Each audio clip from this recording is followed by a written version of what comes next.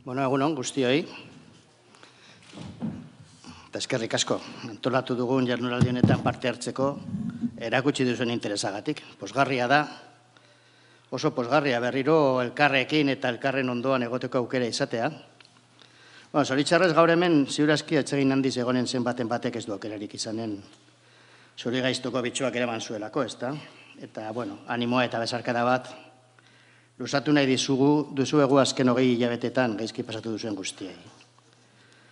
Euskaltzalea saretzea antolatzen laguntzea da topaguneren egiteko nagusia.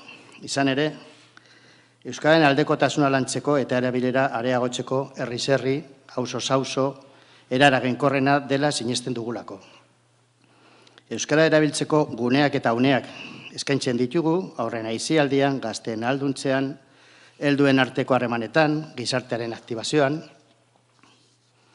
Euskararen aldeko jarrerak eta aukerak sustatzen ditugu gizartearen aurrean, Euskal eta Nafar gizarterako eta munduaren aniztasunerako euskara bizirik eta indartsu egotea aberastasun sozial, kultural eta ekonomikoaren iturri dela konbentziturik gaude. Eta noski, errespetuan oinarritutako elkarbizitzaren erakusle. Azken inkesta soziolinguistikoan, 2016koan, Nafarroan Euskararen erabilera sustatzeari buruzko jarrerari dagokionez, honako datuok agertzen dira. Alde, 23,3. Ez alde, ez aurka, 26,6. Eta kontra, 29,1. Eunekoak, 80. hamarkadakoarekin konparaturik hobeak diren arren, oraingoz, aldeko jarrerak urrun daude gehiengo izatetik. Euskaltzalen topaguneen helburu estrategikoetako bat da, etorkizunean, Nafarroako biztanleriaren gehiengoa, Euskararen indarberritze prozesuaren alde egotea, eta ondorioz, indarberritzeko hartu behar diren erabakiak babestea. Bide horretan, aliantzak, zein eragile lanak, indartzen eta gizarteari praktika eredugarriak zein diskursoak eskaintzen saiatuko gara. Gaurkoa da, alegin horietako bat, lehendabizikoetako bat era irekian. Agertu ditugun datuen atzean kontziente gara faktore asko daudela. Batzuk aldatzea gure eskutik hurbilago egon litezke, beste batzuk urrunago. Interes elektoralak, alderdikoiak, ekonomikoak, hegemonia eta privilegioak mantentzarekin zerikusia dutenak, zalantzari gabe, baina badira beste batzuk urruntasun kulturalarekin edo sozialarekin zerikusia dutenak. 60% Nafarroan ez du hezkuntzaren bidez inolako aukerarik euskara ezagutzeko, adibidez. Ez da hitz bakar bat ere. Nola maitatu ezagutzen ez duten hori? Nafarroan bestalde, lurralde honetatik kanpotik etorri berri den persona kopuru esanguratsua dago. Kasu askotan behar handiarekin iritsi dena. Haiekiko harremana konplizitatetik landu aldugu? Lantzen alditugu ez alde ez kontra posizionatzen diren horien gana eragiteko diskursoak eta praktikak hobeki ulertu gaitzaten eta ondorio solidarioago jokatu dezaten? Kapazak gara gezurretan edo zuzenean ezin ikusian oinarrituriko diskursoak deseraikitzeko eta berriak eraikitzeko? Elkarbizitzaz, bizikidetzaz mintzatzen gara maiz Nafarroan aspaldi honetan. Identitate eta bertako hizkuntzen arteko berdintasunetik? Aula den benetako sustapenetik, ala euskaltzalen sentimendu eta nahien ukaziotik. Zertan oinarritu daiteke elkarbizitzaren eraikitzea ez bada herritarren arteko errespetutik, aitortzatik, aukera berdintasunetik?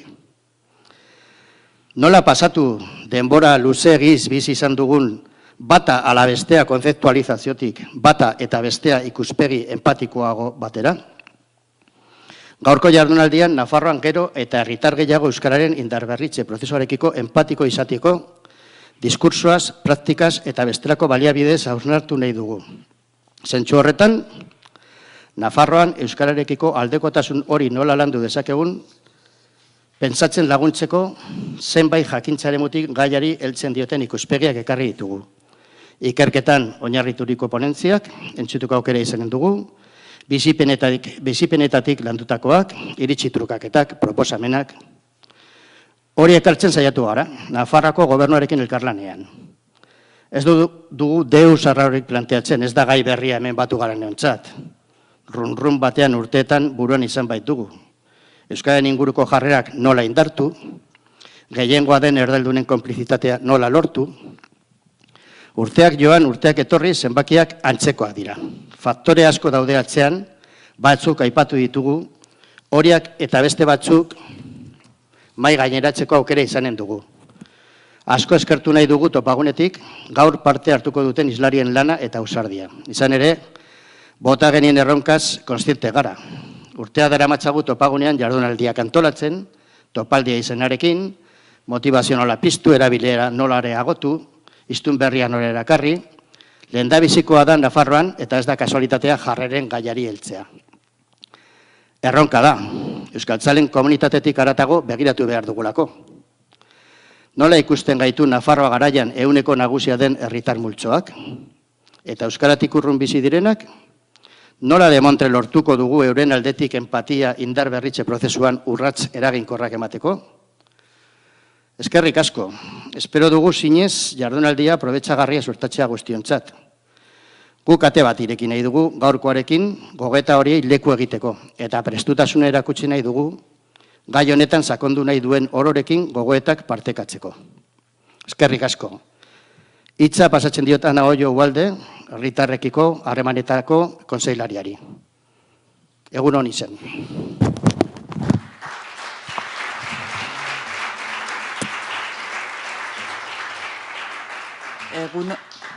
Egun hon guztioi eta, lehenbiziko gauza eskerrik asko, eskerrak.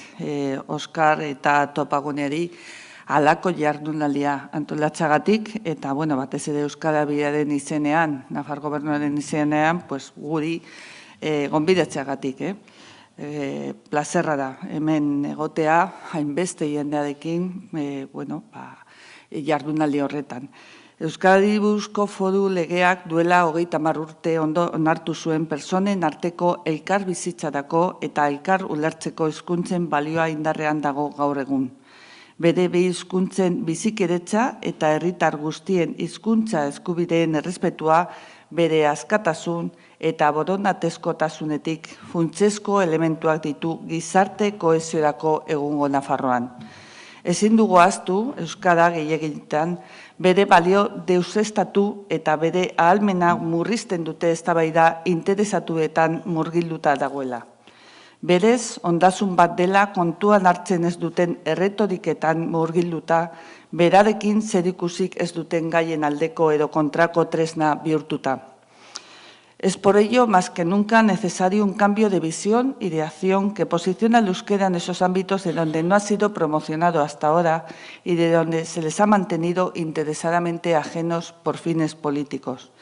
Para ello es necesaria una nueva visión del euskera, como una lengua que nos una a todos los navarras y navarros, castellanohablantes o bilingües. Es hora ya de desterrar mitos que presentan al euskera como un idioma que separa, que divide a la sociedad y la confronta, una lengua asociada al gasto y vinculada a lo local, a la tradición y al pasado. Es hora de superar tópicos que interesadamente relacionan el euskera con la confrontación o la imposición, como un tesoro a proteger, sí, pero en una vitrina sin valor laboral o social. El título de la jornada que hoy aquí nos reúne alude a una cuestión de gran interés, las oportunidades para reforzar las posiciones a favor del euskera. Desde el Gobierno de Navarra, desde Euskadi Bidea, queremos trabajar en reforzar esas oportunidades. Precisamente la pasada semana aprobábamos en el Consejo Navarro de Euskera, presentábamos el borrador del segundo plan estratégico, cuyas líneas estratégicas dan continuidad al primero, aprobado en la pasada legislatura, y que sí que quieren reforzar el espacio destacado al consenso social y a la mejora de la valoración de la lengua. Porque es ahí donde tenemos un reto, tal y como recoge el acuerdo de programa para la presente legislatura. El documento, además, ya lo apuntaba Óscar, señala como debilidades la falta de consenso político y la polarización social en torno al lugar que debe ocupar el euskera en Navarra. Y como amenaza el hecho de que la visión del euskera como elemento fragmentador de la sociedad navarra no ha sido superada. Sin embargo, también se aprecian fortalezas. 1 de cada 4 jóvenes navarros y navarras saben euskera. Cada vez hay más referentes sociales euskaldunes en todos los ámbitos, empresas, deporte, investigación, política, cultura. La iniciativa social a favor del euskera está organizada y tiene vitalidad. Los medios de comunicación en euskera tienen calidad y están arraigados en la sociedad. Las entidades locales en general han dado grandes pasos en la promoción del euskera. Y por otra parte, en lo que nos toca, Euskara Bidea ha reforzado en los últimos años su relación de financiación y colaboración con el movimiento cultural. Hizkuntzak zatitu beharrean biderkatu egiten du gizarte gisa dugun balioa. Herritarren askatasunetik eta borondatezko tasunetik berme guztiekin gara daitekeen hizkuntza dugu. Euskara ez kostu gisa, baizik eta etorkizuneko inbertsio gisa, berrikuntzarekin eta gizarte globalarekin erabat lotuta. Gude hizkuntzetako bat, garapenari eta Nafarroako herritarren aukeratzeko askatasunari lotutako hizkuntza. Euskara gaur egungo eta etorkizuneko balioa, munduari irekia, erabilgarria berez erabilera mugagabeagatik eta balio eta beraztasuna ematen diona baita ekonomikoa ere Nafarroari. Eskerrik asko berriro topaguneri eta topaketa honetan parte hartuko duzuen guztioi. Ziur nago gaur bilduko gaituzten bezalako jardunaldiek oso modu positiboan lagundu dezaketela helburu horiek lortzeko. Eskerrik asko.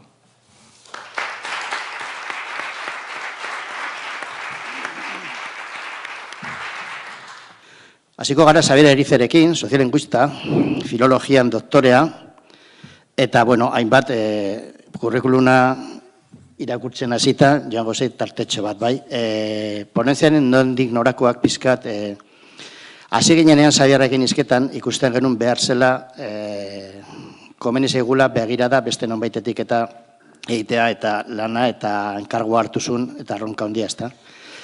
Nafarroko euskal herritarren aldetik gaztelaniaz funtzionatzen duten Nafar herritarrekiko hurbiltasuna landu nahi bada, gako nagusi bat herritar hauen nahi eta emozio linguistikoak galdetzea, ezagutzea eta kontuan hartzea da.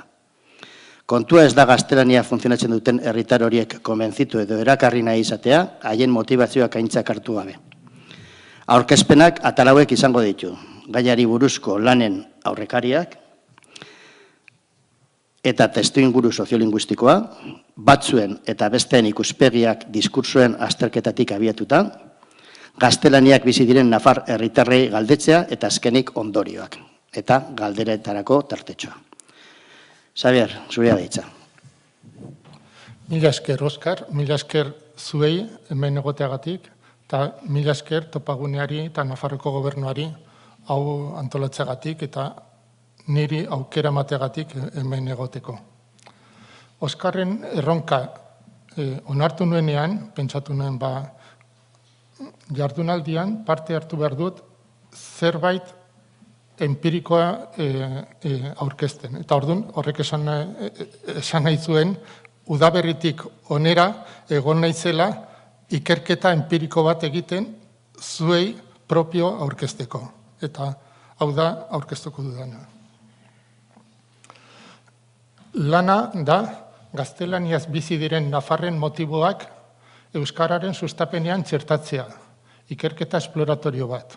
Hori da egin dudana. Eta orduan eskerrak eman behar dizkiet, baita ere ikerketa honetan parte hartu duten informatzaileei. Haiek gaztelaniaz bizi diren pertsonak izanik, opari bat egin digute. Haien ikuspegiekin edo arrazoi eta sentimentuekin. Opari bat egiten digute euskararen sustapenari begira. Eta orduan eskerrik asko haiei. Aurkezpena izango da, Oskarrek esan duen bezala, sarrera, emaitzak eta ondorioak eta eztabaida. Ikertutako arazoa. Modu informalean, gaztelaniaz bizi den Nafarra naiz. Ni euskarara hurbiltzea nahi baduzue, nire motiboak kontuan hartuko dituzue. Serioago, elkarrizketa maila txikia gertatzen da Nafarroan euskararen aldeko herritarren eta gaztelaniaz bizi diren herritarren artean. Ez da besteen ikuspegiak integratzea aukera bezala sentitzen. Erresonantzia gutxi lortzen dute euskararen sustatzaile nafarrek gaztelaniaz bizi diren nafarren artean, eta alderantziz berdin. Eta horrek guztiak mugak ekartzen ditu euskararen sustapenean. Hau, arazoa edo egoera grafika batean ikus daiteke. Hau da, 100, orduan, hau da Nafarroko gizarte guztia, ez? Eta euskararen 5 adierazleen jartzen ditut hemen. Ikusten denez, adierazlerik altuena, hau izanik, hemen gelditzen da, 150 batean. Eta adierazle hori da, hezkuntzako matrikulazioak euskara duten D, gehi A, gehi B ereduak. Horrekin, euskarak 151 hartzen du Nafarroko gizartean. Hurrengoa da jarrerak, hurrengoa da hezkuntzako matrikulazioak, baina euskarazko D ereduan. Gaitasuna euskalduna gehi hartzailea hemen dago, eta erabilera euskaraz gehiago hitz egitea berdin edo gutxiago erdaraz baino hemen dago. Beraz, euskarak gehienez, A eredua ere barne hartuta Nafar gizartearen 151 hartzen du. Egonkortasuna, grafika hau gehien bat meseta bat da. Baina, bi joera txiki edo bi joera mota antzematen dira. Goranzko joera gaitasunean eta erabileran. Ikusten baduzue, marra honek pixka bat goruntz egiten du. Eta marra honek ere pixka bat goruntz. Beranzko joera, baita ere txikiak, hezkuntzako matrikulazioetan eta jarreretan. Hezkuntzako matrikulazioak hauek dira eta jarrerak hauek. Ikusi behar da, aurtengo inkesta soziolinguistikoa egiten denean, edo ateratzen denean, zer gertatzen den. Hau guztia lotuta dago praktikarekin, hau da, praktiken emaitza da, eta lotuta dago herritarren balio eta erabaki linguistikoekin eta gizarte baldintzekin, noski. Konzeptuak. Lan hau egiteko 3 konzeptu argigarri egin zaizkidan 3 konzeptu erabili ditut. Motiboa, erresonantzia eta bidezko interes taldekiko elkarrizketa. Motiboa, portaera edo ekintza sozialen esanai edo zentzua. Hau da, ekintzaren esparruan gaude, baina ekintza sozialen esparruan eta esanaia edo zentzua duten ekintzen esparruan. Edaduraz, motibo terminoarekin batera, portaera linguistikoen alde subjetiboak ditugu oroar. Arrazoiak, sentimenduak, jarrerak, motivazioak, ikuspegiak, ideologiak, emozioak, balioak, eta bar. Beste konzeptu bat da erresonantzia. Kausa sozial baten sustatzaileen mezuen eta herritarren artean erresonantzia positiboak sortzen direnean, sintonia bat gertatzen denean, kausa sozial horrek arrakasta lortzen du. Eta alderantziz. Erresonantzia edo sintonia positiborik ez bada sortzen, ez du arrakasta handirik lortzen. Hirugarren konzeptua da bidezko interes taldekiko elkarrizketa. Kausa sozial baten edo erakunde baten bidezko interes taldeak kausa horren jardueren ondorioak, onurak edo kalteak jasotzen dituztenak dira. Bidezko interes talde horiek nola sentitzen diren kausaren aurrean, eragin soziala dute eta kausaren arrakasta baldintzatu dezakete onerako zein kalterako.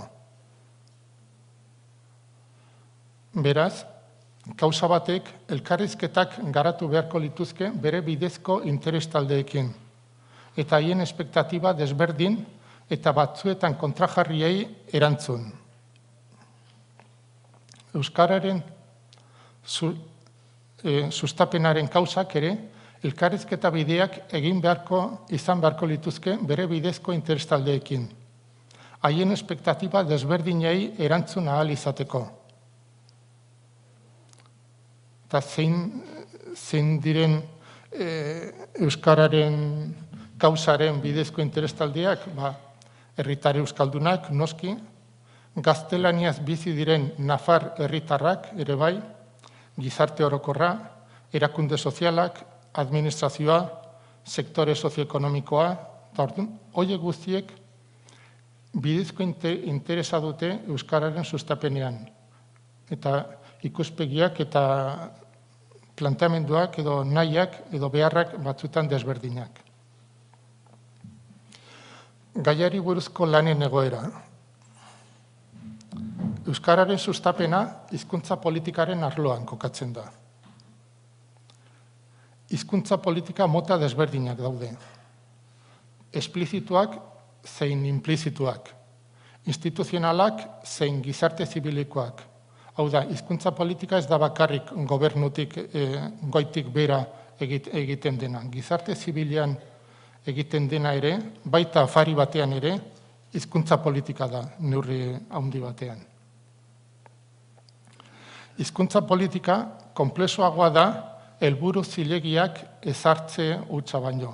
Hau da, helburu hauek zilegiak dira, edo zilegitasuna dut helburu hauek ezartzeko. Eta orduan ezarriko ditut, ez gauzak konplexuagoak dira. Literatura teknikoak hizkuntza politika herritar gehienek partekatzen dituzten balioetan oinarritzea gomendatzen du. Ez gizartean eztabaidatuak edo oso eztabaidatuak dauden balioetan. Nafarroan euskararen sustapena euskaltzaleen motiboetatik abiatu da gehien bat. Eta gutxi elikatu da euskaratik kanpo bizi diren nafar herritarren motiboetatik. Baina gutxi badira ere, badaude euskaratik kanpo bizi diren nafarren motiboak berariaz jaso dituzten ikerketak ere. Erize, Nineu, Euskara Bidea edo Eusko Ikaskuntza eta Nafarroko Gobernua orain aurkeztuko dena. Lanari hipotesi batekin ekin nion. Eta hipotesia zen, posible litzateke gaztelaniaz bizi diren nafar herritaren euskararen sustapenari buruzko motibo esanguratsu batzuk identifikatzea. Motibo horiek funtsean euskararen sustapen sozialarekin bateragarriak izatea.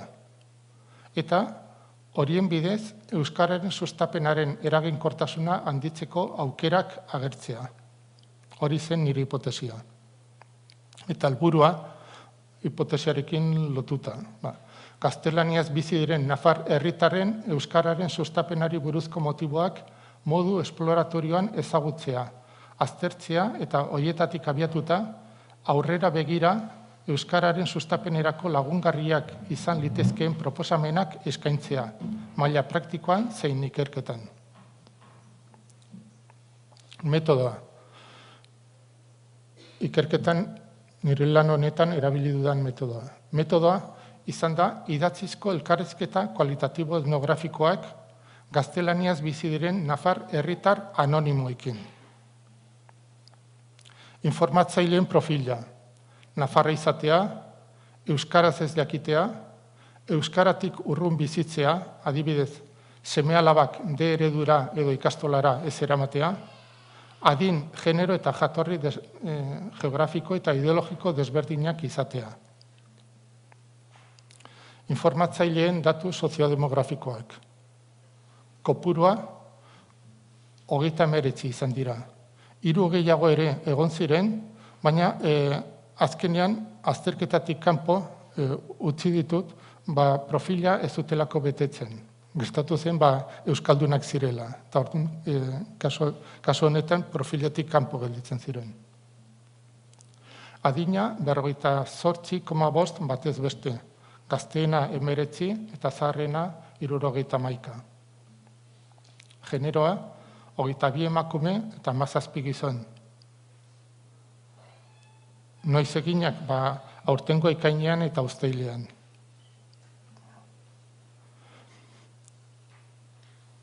Denbora guztian errespetua eta gaien tratamendu berdina bilatu da. Eta hori erakutsiko dizuet orain galderekin.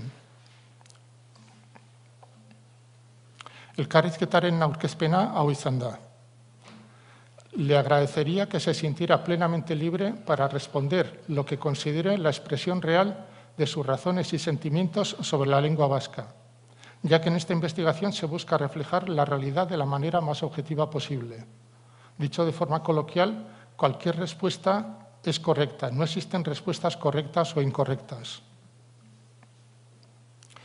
Elkarrizketaren gaiak oso irekiak izan dira, eta hauek izan dira. ¿Usted tiene o ha tenido algún tipo de relación con la lengua vasca? Cualquier respuesta es válida, desde mucha hasta ninguna. ¿Podría explicar su respuesta? ¿Existen circunstancias, razones, sentimientos por las que usted se siente con motivación favorable hacia la lengua vasca o hacia los ambientes en que se habla? ¿Podría explicar su respuesta? ¿Existen circunstancias, razones, sentimientos por las que usted se siente sin motivación o con motivación desfavorable hacia la lengua vasca o hacia los ambientes en que se habla? ¿Podría explicar su respuesta?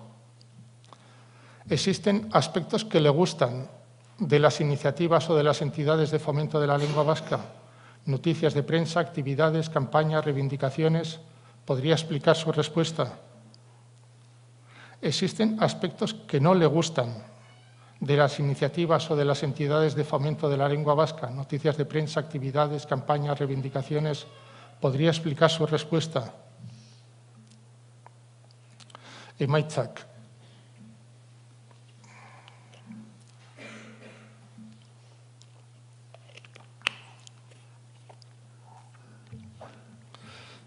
Gaztelaniaz bizi diren Nafarren euskararen sustapenari buruzko motiboak. Horrela antolatuta aurkeztuko ditut. Informatzaileen euskararekiko harremana, informatzaile gehienek partekatutako motiboak eta beste motibo esanguratsu batzuk ez guztiz partekatuak. Informatzaileen euskararekiko harremana. Gehienek harreman handia edo normala dutela esan dute. Handia, zerbait ikasi dut, bizkuntza dituen erkidego batean normala dena, familia, lagunak, ezagunak, beste batzuek berriz harreman txikia dutela esan dute. Edo oso txikia, edo bat ere ez. Normalean ez zaielako interesatzen. Oroar, informatzaileek badute euskararen berri. Eta berari buruzko iritzia ere bai. Orain, informatzaile gehienek partekatutako motiboak. Sintesi bat, eta sintesi erreal bat. Pertsona batek esandakoa. Si el mensaje de las entidades de fomento del euskera fuera el euskera es algo de todos los navarros y solo entre todos podemos llegar a normalizarlo, en vez de mezclarlo con una ideología y política concretas, pues igual tendría yo más ganas de enviar a mis hijos a una ikastola y en un par de generaciones aumentaría mucho el número de euskaldunes. Emakume bat, 19 urtekoa. El euskera forma parte de la cultura navarra y me parece importante mantenerlo vivo. Simboliza nuestras raíces y me parece importante mantenerla viva. Para mí la lengua vasca es un bien cultural a mantener. Tengo simpatía al euskera. Me parece una lengua muy singular, atractiva y que es parte de las raíces de mi tierra, de Navarra. Aprecio la lengua vasca y la siento como algo mío, aunque no la sepa hablar. La lengua vasca como una lengua de todos los navarros, que se pueda elegir libremente, preservar esa riqueza social. Debería fomentarse el euskera en vez de discriminarse, como ha ocurrido en muchos casos. No me resulta cómoda la mezcla del euskera con la ideología y la política que acaparan un solo sentir y suelen excluir a los que no piensan igual. Soy favorable al euskera, pero no me gustan las iniciativas que parten con ideología política. Me generan desapego. No me acerco a las iniciativas de fomento del euskera por sentir que están politizadas. No siento que separen lengua e identificación política. Las entidades que las promueven no siempre me provocan sentimientos favorables porque mezclan el euskera con otras cuestiones ideológicas y políticas. Pienso que eso ha perjudicado a la lengua vasca. Cuando están vinculadas a partidos políticos ya me generan desapego. ¿Se podría sacar la defensa de la lengua de la lucha política? ¿Se podría hacer una defensa de la lengua separada de la lucha política? Hirugarren motiboa, kate batean aurrekoekin datorrena, si se quiere fomentar el euskera e incentivar a las nuevas generaciones, se debe ser inclusivo. No se debería dejar de lado a aquellos que no la conocen. El fomento del euskera siempre está bien, debe ser inclusivo. Me alegra mucho que me pregunte y me dé la oportunidad de expresarme por mí mismo, pues tanto unos como otros nunca me preguntan nada y dan por supuesto que saben cuáles son mis pensamientos y sentimientos respecto al euskera. Hay un amplio sector de la población que no sabe euskera y que es a veces dejado de lado en las iniciativas en favor de la normalización del euskera, cuando si se fomentara en ese sector podría llevar a que hubiera muchos más hablantes. Es un dilema a pensar el cómo fomentar el euskera en las zonas donde la mayoría de la población lo desconoce. Orain artekoak gutxi gorabehera kate diskursibo batean etortzen dira. Eta informatzaile gehienek esan dute horrelako zerbait. Baina badaude beste motibo esanguratsu batzuk indarrez agertu direnak, baina ez guztiz partekatuak. Eta kontuan eduki behar da, gaztelaniaz bizi diren nafarre herritarrak ez direla homogeneoak, eta bakoitzak motiboen kombinazio propio bat duela. Asko esan da, me gustan mucho las iniciativas de fomento de la lengua vasca. Entiendo que una lengua minoritaria necesita ayuda para sobrevivir. ¿Cómo no la va a necesitar si hasta el alemán se siente amenazado? Creo que están sirviendo para mejorar la imagen del idioma y de quienes lo hablan, y sin duda están haciendo una buena labor. Me parecen bien todas las políticas no impositivas, no obligatorias y no discriminatorias. Políticas de apoyo lingüístico, promoción de la lengua vasca en la prensa, campamentos, actividades de tiempo libre, espectáculos en euskera, escolarización en euskera o en el idioma que elijan las familias, traducción de las cosas a los dos idiomas, utilización por las administraciones. Beste motibo bat. Me gusta que la gente que habla euskera ama esa lengua y desea preservarla. Me parecen muy admirables, ya que se mueven mucho, tienen fuerza y luchan por lo que quieren. Aquellas personas que yo conozco y hablan en euskera, como los compañeros de carrera, creo que tienen un vínculo importante generado en torno al idioma que me parece muy bonito y enriquecedor. El sentimiento de unión con el fin común de mantener viva su lengua. Y destacaría la gran cantidad de voluntarios que trabajan en las campañas. Euskara al Día fue una campaña creativa e inclusiva. No se intenta lo suficiente llegar a un consenso con la parte de la sociedad navarra que ni sabe ni tiene interés por aprender euskera. ¿Se podría llegar a un consenso entre todos los ciudadanos de manera que seamos capaces de ver el vasco como una riqueza más de nuestro entorno, ni marginal ni obligatoria, y que el apoyo que se le dé esté acordado entre todos y no dependa del color político de cada gobierno? Es en este sector de la población que no sabemos euskera, pero tenemos una buena imagen del idioma en el que debería centrarse más las entidades de fomento del euskera. Echo en falta, en general, apertura de miras, comprensión y diálogo en nuestra sociedad. Agertu den beste ideia bat, sentimiento de superioridad por algunas personas que hablan euskera. El sentimiento de superioridad moral que algunas personas que reivindican la lengua vasca han manifestado hacia quienes no hemos participado de la misma predilección. He visto pósters en las calles o panfletos que indican que el euskera es la lengua que debería hablarse y el castellano debería ser dejado de lado, dando a entender que el euskera, por ser el idioma de aquí o por ser más antiguo, es superior al castellano. Existen unos casos de gente que opina que el euskera es una lengua mejor que el castellano y atacan a todo lo que tenga que ver con el castellano o España. Yo creo que esta postura es perjudicial para la convivencia y para el propio euskera, pues puede generar un rechazo o una imagen desfavorable hacia el idioma. Obligación, imposición, refuerzo excesivo del euskera. Quizás la manera de intentar fomentarla no me ha parecido la más adecuada, casi parecía una imposición. En el momento que algo se identifica con obligación, se generan sentimientos de repulsa. Percibo un refuerzo excesivo de dicha lengua que ya no me hace sentirla como débil, sino como impuesta.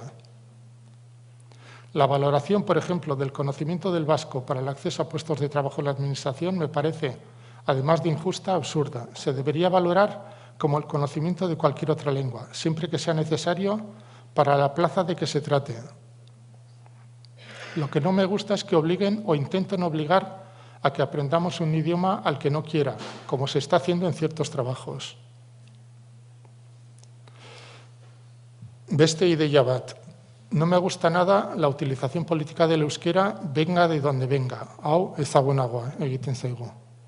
En ocasiones creo que se ha utilizado como un elemento de discordia desde las diferentes corrientes de pensamiento el hablar o no hablar euskera, y creo que ha sido un grave error. No me gusta que sea un tema tan politizado y que varios partidos políticos hagan constantemente campaña, ya sea a favor o en contra del euskera. Cualquier uso partidista, políticamente hablando, de una lengua es, a mi modo de entender, perverso y más cuando ocurre en espacios que tienen debates de carácter identitario. No presto atención a las iniciativas de fomento del euskera, no es algo hacia lo que esté motivada. No estoy muy al día, no me preocupan. No hay iniciativas que me gusten. Nunca me he movido en ese ambiente y nunca me ha interesado. No sabría decir si lo que siento es no motivación o motivación desfavorable. Es una línea muy fina.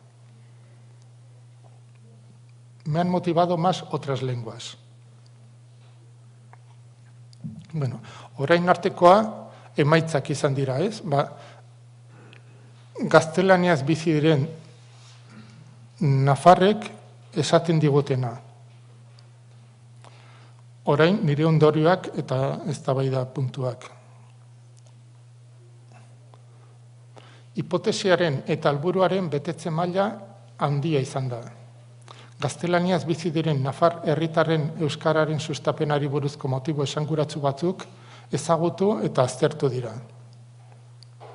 Motibo horiek bateragarriak eta aberasgarriak ere bai, gerta daitezke funtsean euskararen sustapen sozialarekin. Eta eraginkortasuna handitzeko aukerak agertu dira. Zergatik dira bateragarriak eta aberasgarriak? Beharrezkoa delako jakitea nafar gizarte orokorrean zer dagoen, ez bakarrik gure esparruan. Adierazitako motiboak kontuan hartzea bateragarria izan daitekelako euskararen sustapenaren bi aldeekin, barruko aldearekin, euskal komunitatea eta bere gune simbolikoa indartzea, eta kanpoko aldearekin, gizarte zabalean edatzea. Euskararen sustapenarekiko kritika esanguratsuak ere agertzen direlako, eta horien bidez hobekuntzarako aukerak identifika daitezkeelako.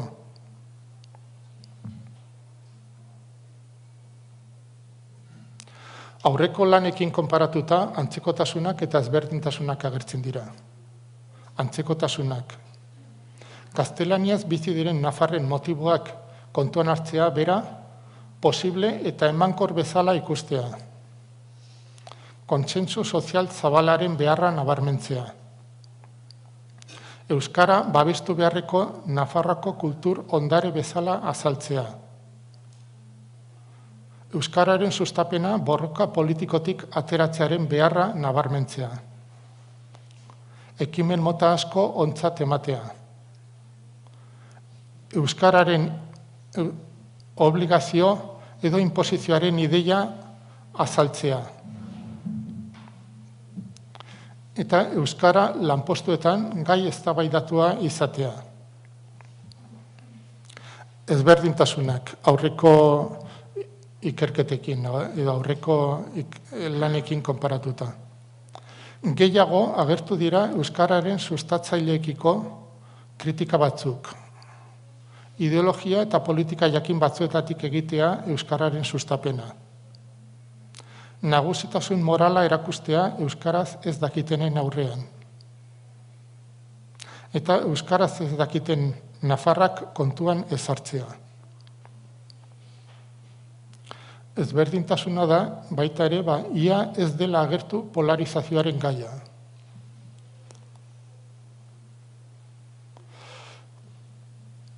Ikerketaren indargune bat, hau izan da, landa ikerketa berria izatea, euskararen sustapenean ohikoak ez diren gai eta ikuspegiekin. Muga bat da, handiena pertsona bakar batek eta 5 hilabeteko epean egina izatea, beste muga batzuk, ez? Honek guztiak implikazioak ditu etorkizunerako noski, nire ustez. Praktikan, emaitzek, naiz eta mugatuak izan, edo naiz eta esploratorioak izan, berezko balioa izan dezakete euskararen sustapen politikan hemendik aurrera aplikatzeko. Agente bakoitzak bere tokitik. Ikerketa mailan, gaian gehiago sakontzeko galderak eta hipotesiak iradokitzen ditu lan esploratorio honek. Eta oroar, ea honekin eta guztion artean, ja lortzen den euskararekiko erresonantzia positiboak aktibatzea nafarren artean. Mila esker.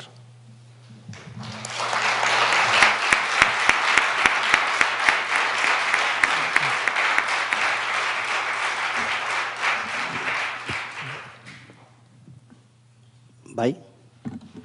Bueno, kronometratua zuela esan dit, eta klak, ez? Ordu erdi batean eman duzu. Eskerrik asko. Bueno, galderen txanda zabalduko dugu. Gure naia da, alik eta jende gehien parte hartzea.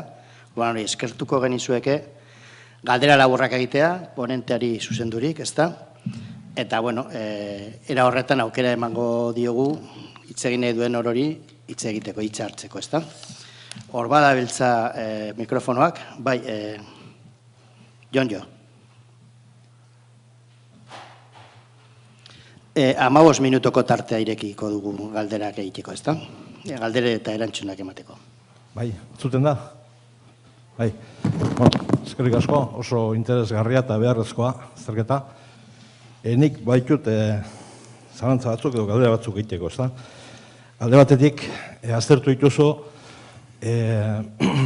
Euskararen aldekoak, Euskararen aldekoak ez, Euskaraz bizi ez diren Nafarren artean egin duzu inkesta. Bai, baina hori baino gehiago nik uste inkesta dela Euskaratik urrun bizi diren Nafarren arteko inkesta egin duzula. Esango nuke adibidez, adibide zea bat jartzearen, Altsasun jende asko dago euskaraz dakiena, asko edo, 130 bat izango gara, 125, horietatik gehienak erderaz bizi dira. Igual interesgarri izango izan ditzateke ere urrengo baterako jakitea zergaitik gertatzen den hori. Zergaitik jende hori askotan jende oso euskaltzalea dena teorian. Eta abertzale eta bar, zaitik bizi den erdaraz, ez? Gero, iruditzen zait, islatzen dela alderdi abertzaleen hizkuntza politika eraginkor baten falta, eta alderdi unionisten hizkuntza politika erasokorraren arrakasta, ez da? Nik uste dute oso zabalduta daudela, egiazkoak ez diren uste batzuk, ez? Adibidez, euskara sustatzeko kanpainetan politika eta euskalgintza nahasten direla. Jon, minutu bat duzu, galdera egiteko barkatu. Bueno, listo, horrekin listo. Galdera zein den, mesedez. Eskerrik asko, eta barkatu, ikusten du. Bueno, hemen esandako profila zutenek hitz egin dute. Profil horretan sartzen dira gutxi gora bera Nafarren 160, gutxi gora bera. Euskararen marra altuena 140an baldin badago, hortik gora, iaia profil horretan sartzen dira. Ni saiatu naiz positiboan definitzen profil horretakoak, eta orduan nik deitu diet gaztelaniaz bizi diren Nafar herritarrak, ezaugarri negatiboekin. Edo zein kasutan, aurrera begira noski, hor multzuak eta azpimultzuak eta nabardurak egin daitezke ez. Eta orduan hori oso interesgarria da, adibidezuk esan duzuna ez. Testuinguru euskaldun edo erdi euskaldun batean, altsasun bezala bizi diren pertsona asko, zergatik bizi diren gaztelaniaz eta ez euskaraz ez. Hori azterketa fin eta egoki baterako, edo fin baterako egokia, galdera egokia da. Gero alderdien gaia, hemen justo agertu dena da despolitizazioa. Hau da, jendea nazkatuta dagoela politizazioarekin. Edo alderdiekin gora eta bera ibiltzearekin. Orduan hori da ematen diguten mezua. Edo jaso dudana eta jaso dudan bezala transmititu dizuedana.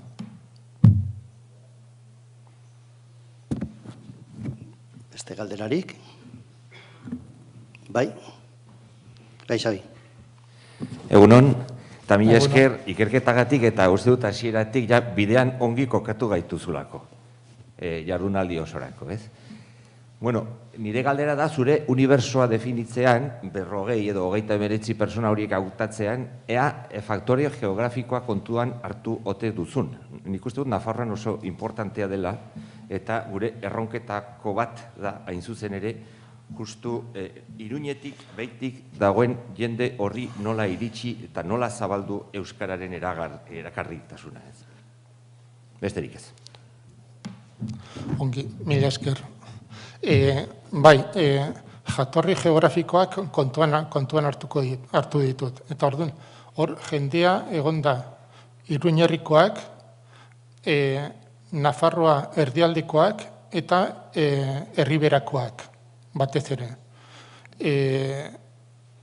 Orduan, bai, herriberako edo erdialdeko, adibidez, Lizarraldeko Ebro ingurukoak ere, egon dira lekukotasunak. Bai. Eta noski oso importanteak dira. Bai, beste galderarik?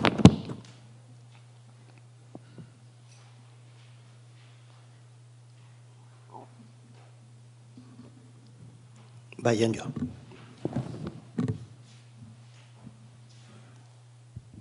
Demora betetze harren, nik oso rekurrentea da, bota ituzun ondoriok eta oso ezagunak egin zaizkit, bai? Oso rekurrentea esatea, euskara politizatzen da, aski da, politika eta euskara nahazteaz, eta nik uste dut hori oso balorazio injustu dela, oso zabalduta dagoela. Uste dut, Diario Navarra eta inguruan, eta PSOE eta UPN-eren inguruan mugitzen diren podere faktikoen lanaren ondorio dela. Eta ondo lehoke, berroa, aztertzea ze sustapen kanpaina egin diren Nafarroan, euskaren aldea, eta ze sesgo daukaten. Eta hori publiko egitea. Igual, egin beharreko lan bat da hori. Planteatzen dut proposamen edo ideia modura. Eskerrik asko. Mila esker. Bueno, azken finean, denon gogoeta edo denon gogoetaren helburua da justo baloratzea zenolako lana egiten den Nafarroan eta ja indarguneak eta olguneak non dauden, ez? Euskara politizatua dagoela ez da nire ondorioa izan. Nik ez dut hori esan ondorien atalean. Hori informatzaileek esan digute. Eta nik esan dudana izan da haien ekarpenak interesgarriak direla guretzat eta komeni zaigula kontuan izatea haien motiboak edo haien ekarpenak. Hasi naiz esaten, gaztelaniaz bizi den Nafarra naiz. Euskarara hurbiltzea nahi baldin baduzue, nire motiboak kontuan hartuko dituzue, hori izan da galdera, hori esan digute, eta galdera irekia gelditzen zaigu guri. Eta nik esan dut, interesgarria dela haien ekarpenak kontuan izatea. Eta ziurazki, aberasgarria ere bai. Eta ziurazki, erakundetan egiten den bezala, reklamazio horriak daudenean edo sugerentziak daudenean eta baloratzen da, hori egiten duen pertsona bakoitzak opari bat egiten diola erakundeari, edo enpresari, edo negozioari, edo kausa sozialari. Kasu honetan, iritzi hoien oparia eman digute. Eta gero, guk ikusiko dugu opari hoiekin zer egiten dugun. Nik horrela ikusten dut. Bai, azken galdera egiteko tartea dago, bat bi hiru.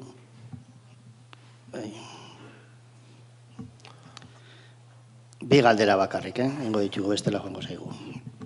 Esan bezala, foroa irekirik dugu, web horriaren bitartez formulario bat dago, galdera gehiago, gogoeta, iritziak eta guri helarazteko. Bai. Nik iritzi bat daukat jarrera erdandun asko dengan jarrera defensiba bat edo aurre iriziz beti izan da euskarekiko aurre iriziak, baina urte hauetan handitu direla uste dut. Eta, agian dana enkargatu dizutenak, agian hemen gehien bat gandetu da euskalgintzaren agenteen egina eta jendeak zerbadazioa dituen, baina agian instituzioaren papera, instituzioek ze papera jokatu duten azterzea eta zer sensazio daukaten, eskatzen dute konsenso politikoa, baina instituzioek sensibilizazio kanpaina eta suskoak aspalditikan ez dute egin, nire ustez. Gai batetan euskara denona, edo euskara ondasuna da egiten ziren. Baina azkeneko urteetan pixka bat manguagoak izan dira. Eta nire gandera, hau da, zergatik ez da kontuan hartu hori, eta gero urrengo batetarako kontuan hartuta 15% pixka gutxago dira ja etorkinak ere, adako estudiotan ere zartzea.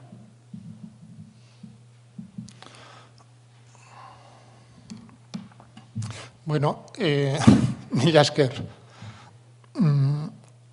Nik elkarrizketa horiek egin ditut, eta ezagutzen dituzue elkarrizketaren terminoak. 5 puntu horiek, zenolako harremana duzun euskararekin, zer gustatzen zaizun, zer ez, ze motivazioa duzun, ze motivaziorik ez duzun. Hortik aurrera dena irekia zen. Eta jendeak nahi zuena esan du. Nire lana izan da hori galdera ireki horiek egitea eta jendearen erantzunak hartzea eta irakurtzea, retaz, joatea, hola, pizkanaka josten, koherentziak bilatzen, horrelako azterketa batean egiten den bezala, guneak aurkitzen, beti saiatzen informatzaileen hizkera eta kontzeptuak eta terminoak erabiltzen, eta ez nireak eta bar. Eta orduan, nik hor emaitzetan ezin nuen niretik ezer jarri, baizik eta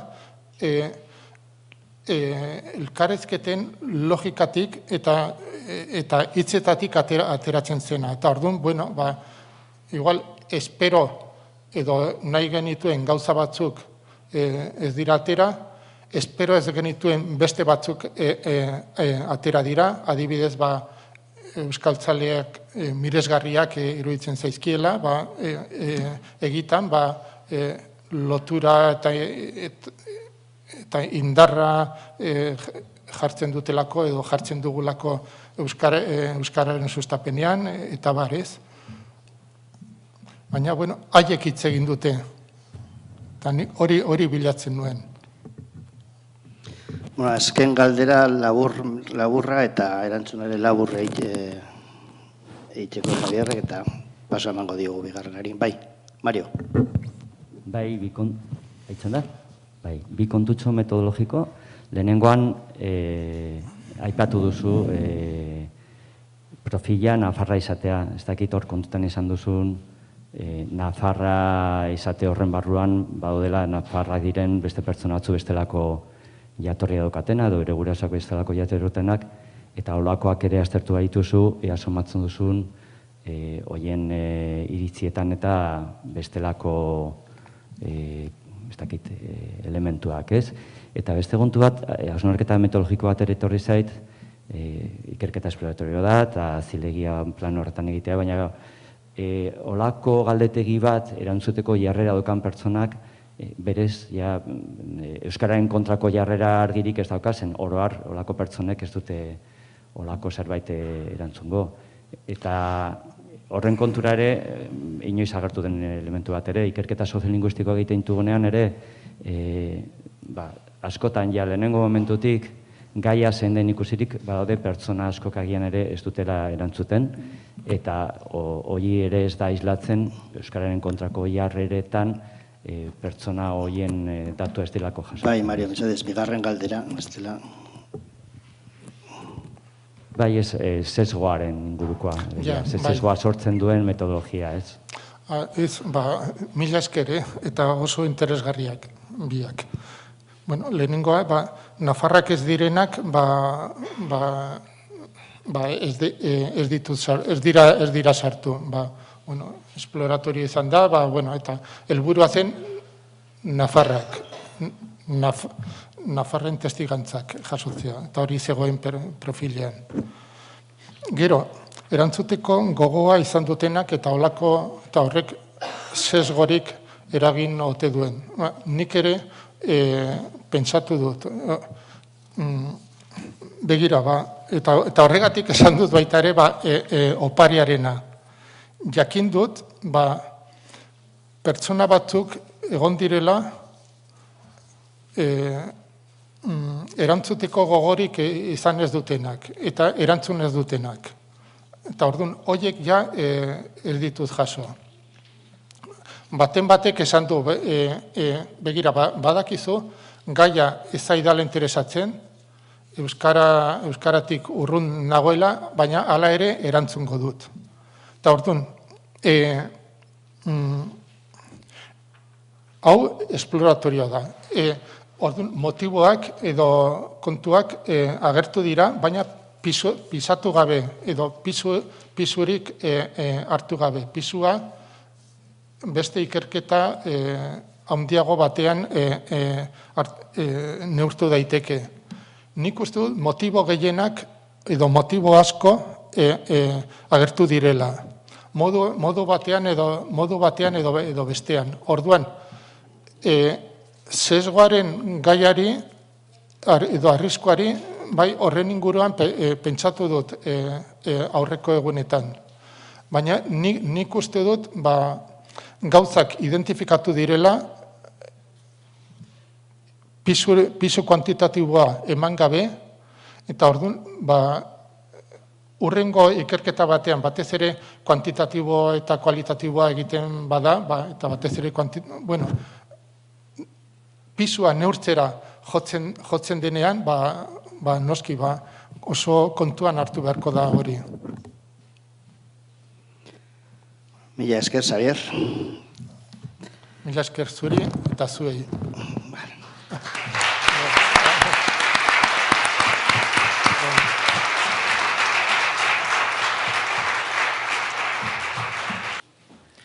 Egunon, Amaia Nausia Pimoulier, Iruin alaba, historian doktorea dugu, ikasketak Nafarroako Unibertsitatean burutu zituen, eta ikerketa arlotako antzinekoen pentsamoldea, balioak, bizimodua jorratu ditu, eta zehazki emetasun ideala, emakumezkoen adoktrinamendu historikoa, edo arau patriarkalen gaineko transgresioak.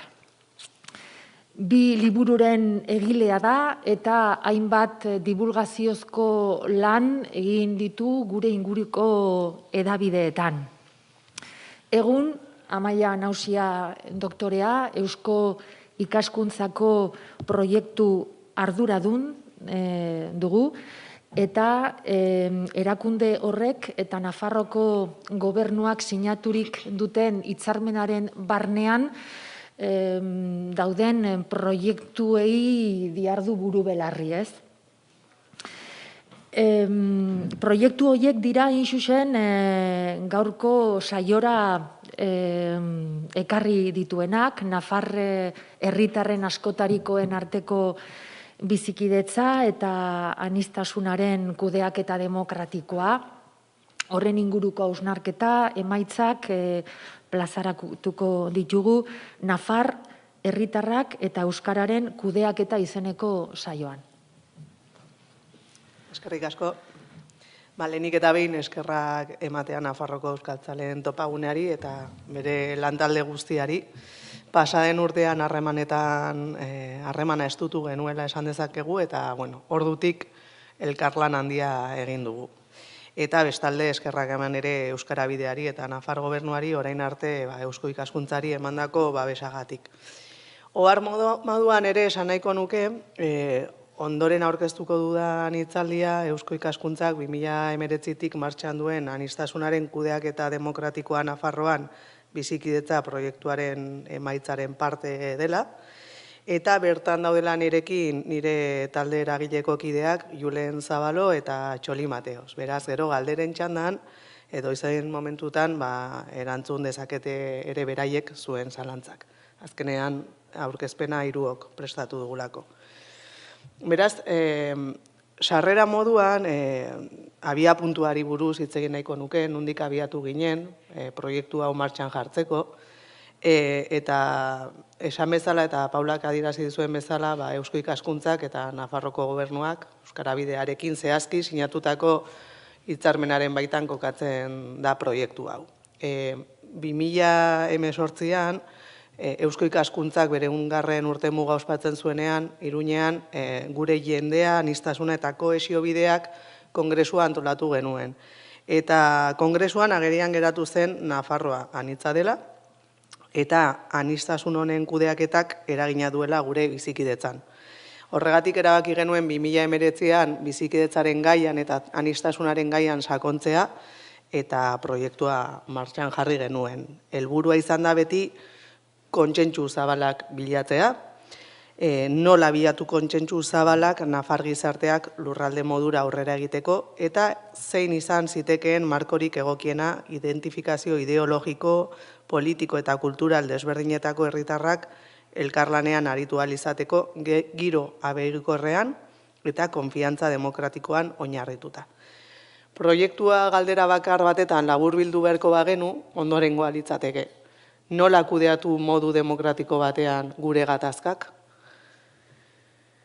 Metodologia eta kronogramari dagokionez, lehenengo moduan ere esatea, proiektu osoan zehar parte hartzaileen aniztasuna bermatzen saiatu garela, ez? Leheno galdera bat bota duzute sesgoaren inguruan, beti badakigu zaila dela, eta gerturatzen direnek badutela nolabaiteko predisposizio bat elkarrizketarako. Baina egia da, gure parte hartzaileen eta foro guztietan zaindu izan dugula genero oreka, adintarte ezberdinetako pertsonek parte hartzea, Nafarro garaiko ideologi marko edo arko guzti hori islatuta egotea ere, jatorri ezberdinetako pertsonek parte hartu dute, Nafarroako geografiako zonalde ezberdinetako pertsonek ere parte hartu dute, eta euskararekiko jarrera ezberdinetako pertsonek parte hartu dute.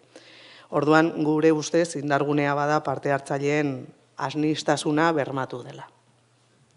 2019an ekin genion lanari, eta orduan antolatu genituen herritar mailak eta gizarte foroak Berriozar, Baztan eta Kastejonen. Herri hauek aukeratuak izan ziren nolabait Nafarro garaiko aniztasun horren isla zirelako. Eta helburua izan zen foro horietan eta herritar maila horietan gatazkak identifikatzea. Gure gizartean bizikidetza oztopatzen dituzten gatazka horiek identifikatzea.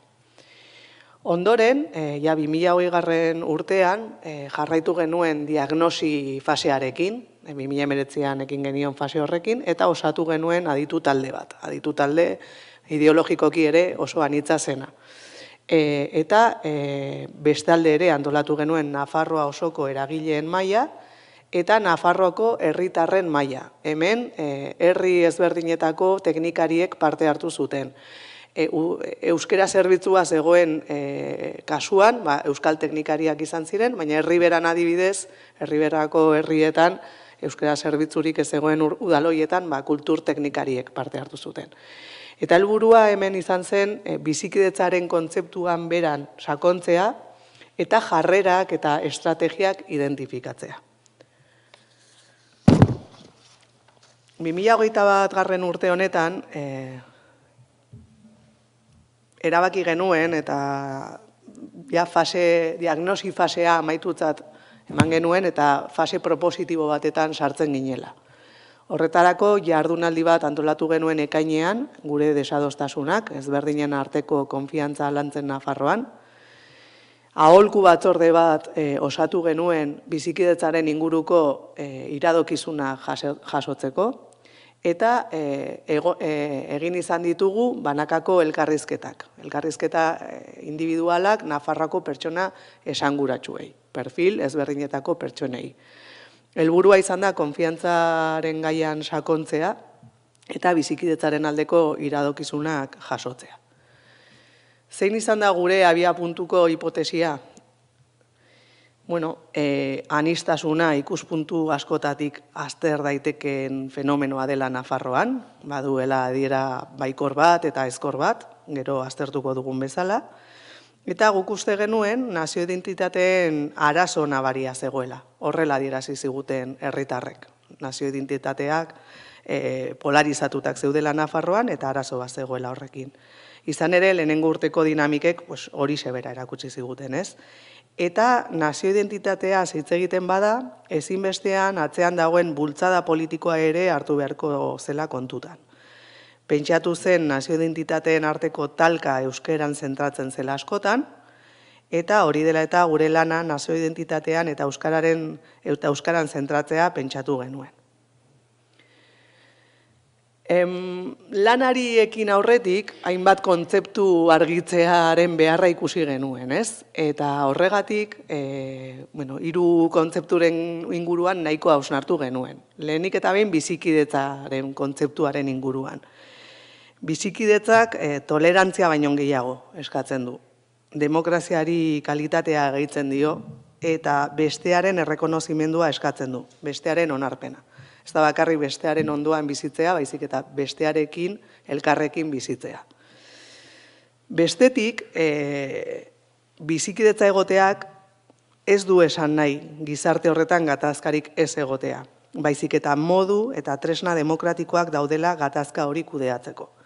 Beraz, gure helburua ez da izan gatazka ekiditea, inongo momentuan, baizik eta gatazka hori modu demokratikoan kudeatzeko tresnak bilatzea.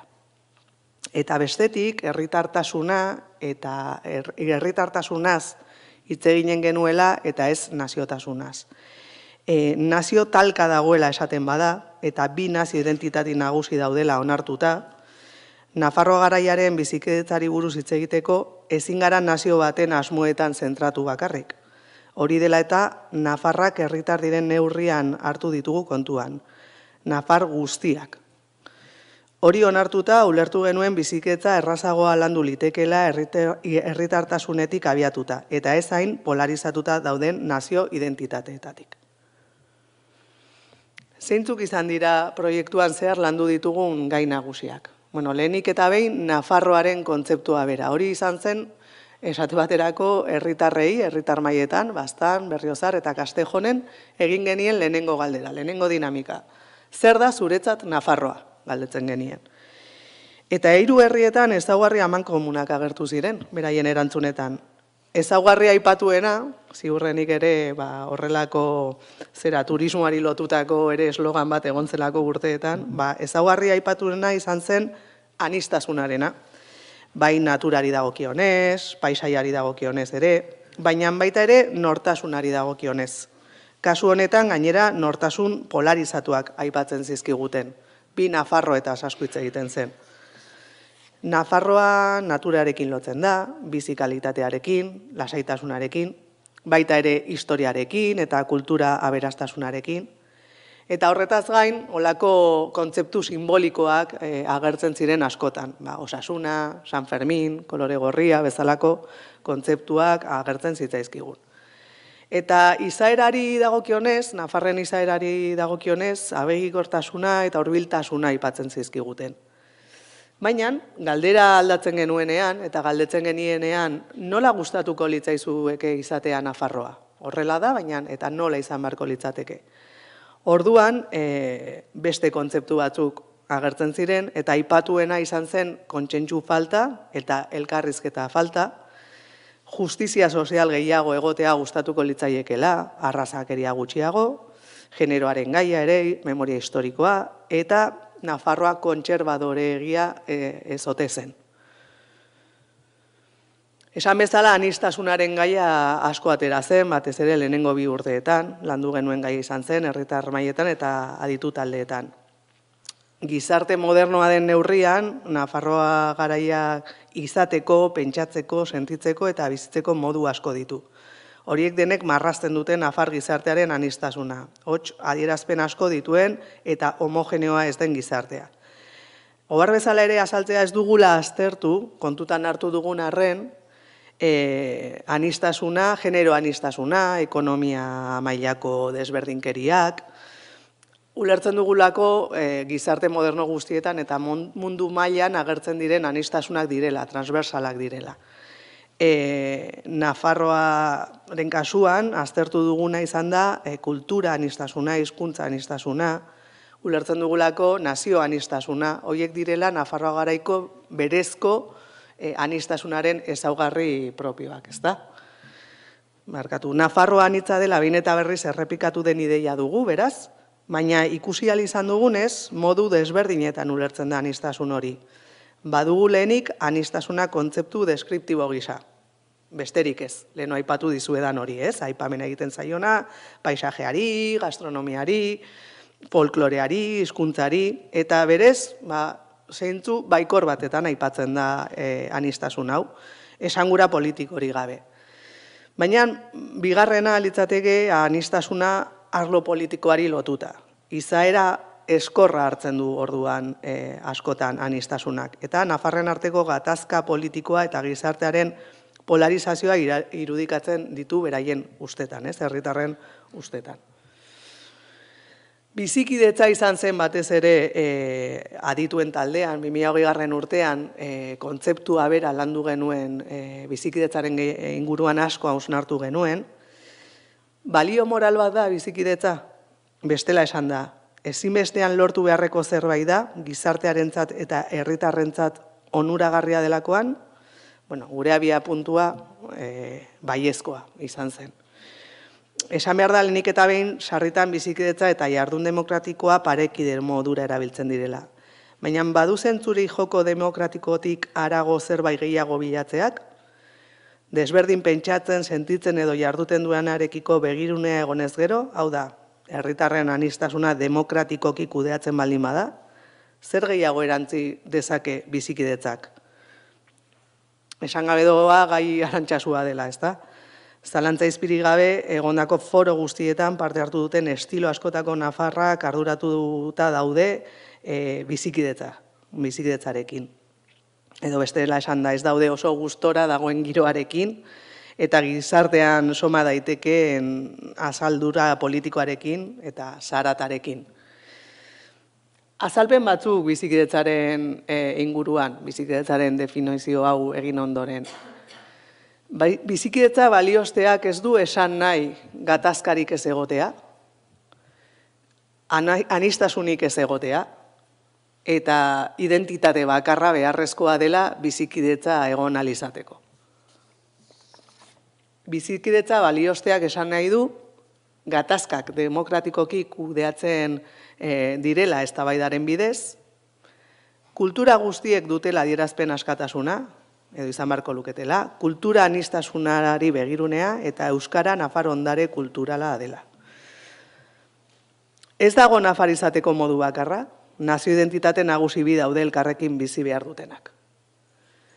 Bizikidetzak baditu baldintza batzuk, gure ustez, maila politikoan kontsentsuak landu behar direla, herritarren arteko eztabaida foroak sortu behar direla, edo onuragarria dela hori, adostu beharreko gutxieneko arauak zehaztea komeni dela, elkar ulertzeko jarrerak bultzatzea onuragarria litzatekeela, eta administrazioari gutxieneko leialtasuna komeni dela.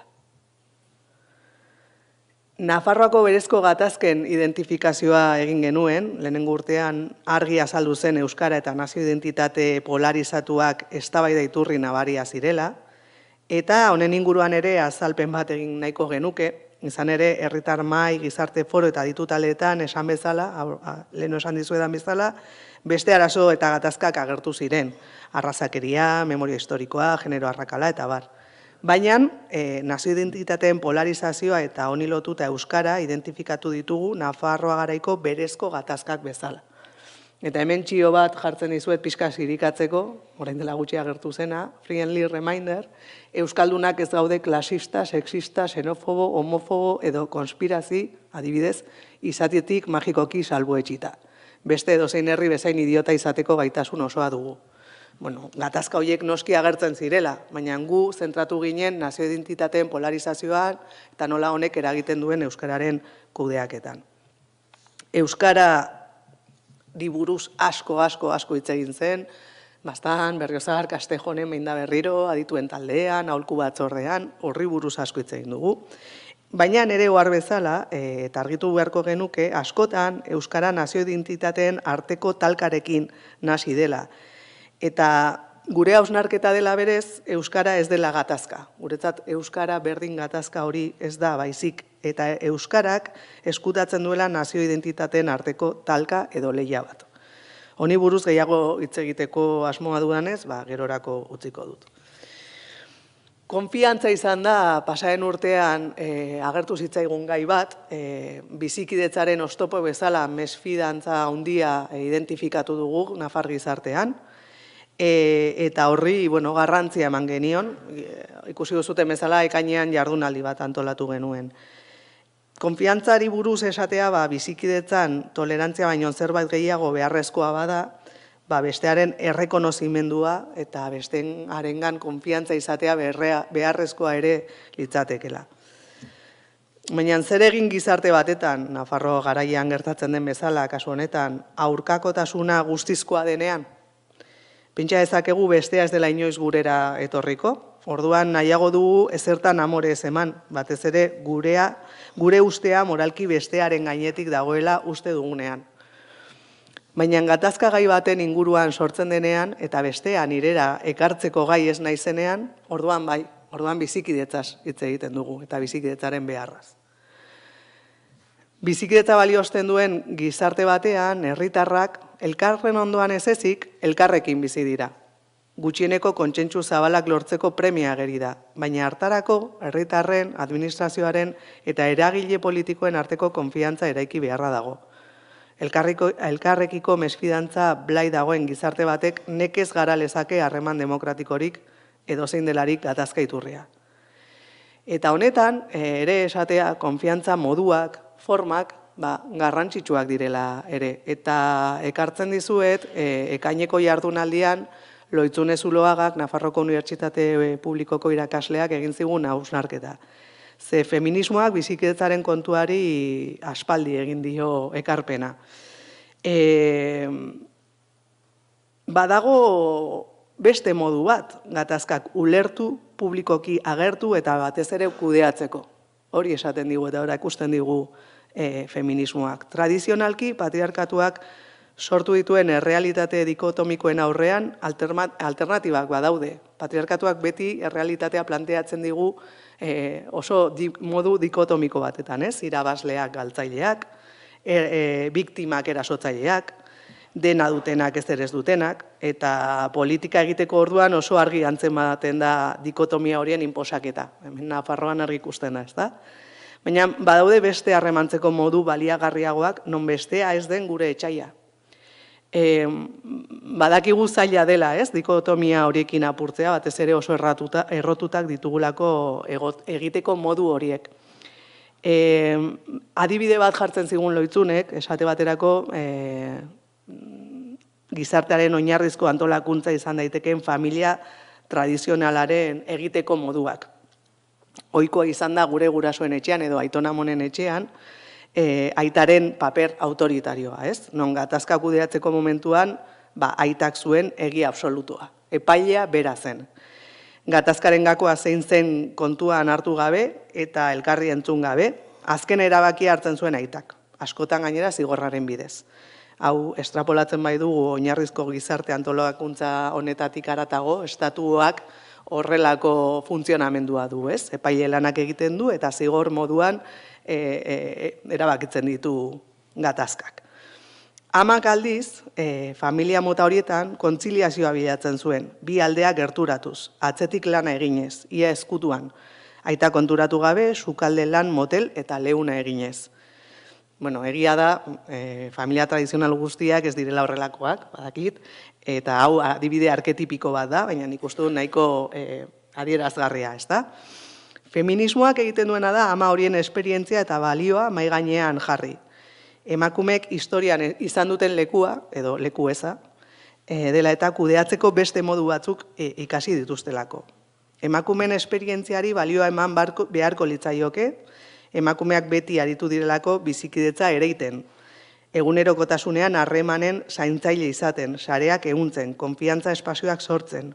Hori izan da gizartean egokitu zaien lekua, eman zaien espazio txikia, eta horretan trebatu gara emakumeak. Gurera ekarriz, Nafarroa garaiko gizartera, esan dugu oso gizarte polarizatuta dugula, hori agerikoa da, ezta? Gizarte oso anitza dela ere, esan dugu, eta intersekzionalitatea kontutan hartuta, behar ezberdinak zaindu beharko lirateke. Beraz, potere harremanak izaten dituzten ezaugarri eta ondorioak kontutan hartu beharko genituzke. Aldi berean, ikuspegi ezberdinak zaindu beharko genituzke. Baina benetan zaindu, egoera horizontal batetan ipini eta bestea ulertzeko jarreran kokatu. Eta hori lortzeko komunikazio prozesu bat, elkarlertze prozesu bat eraiki beharko genuke bestea entzuteko eta konfiantza sortzeko. Zeintzuk dira proiektuaren emaitzak eta ondorio nagusiak? Bueno, euskaran zentraturik gure lanean estrategia eta taktika hildo ezberdinak identifikatu ditugu. Lau joera nagusi nabarmenduko ditugu, bakoitzaren barruan aldaera garrantzitsuak dauden arren. Lehenengo estrategia litzateke euskara Nafarroa osora zabaltzea. Jarrera edo estrategia honen arabera, euskara Nafarren identitatearen zate uka ezina da, eta Nafar guztien eskubidea eta bete beharra izan beharko litzateke euskara jakitea. Euskalgintzaren helburua da. eta abertzaletasunaren bultzada politiko nabaria dauka atzetik. Nafarroaren errealitate soziolinguistikoak aldiz zaildu egin du helburu hori burutu ahal izatea. Orduan, egoera horren aurrean argi dute bi gauza. Bat, euskal hiztunen eskubideak urratzen ari direla, eta bi, euskara nafar guztien eta Nafarro osoaren ondarea izanik aldeko neurriak hartu beharko liratekela. Orain, arazoa sortzen da nola galdetzen dugunean, ezta? Nola aldatu errealitate hau? Hemen gutxienez bi hildo bereizten omen dira gaur egun. Lehenengoa litzateke, lehenengo estrategia eskubideen aldarrikapenetik. Hizkuntza eskubideak bermatu behar direla iritzirik, salaketa eta mobilizazioa proposatzen dira. Bidegabekerien aurrean jendea kontzientziatzeko eta administrazioari presioa egiteko.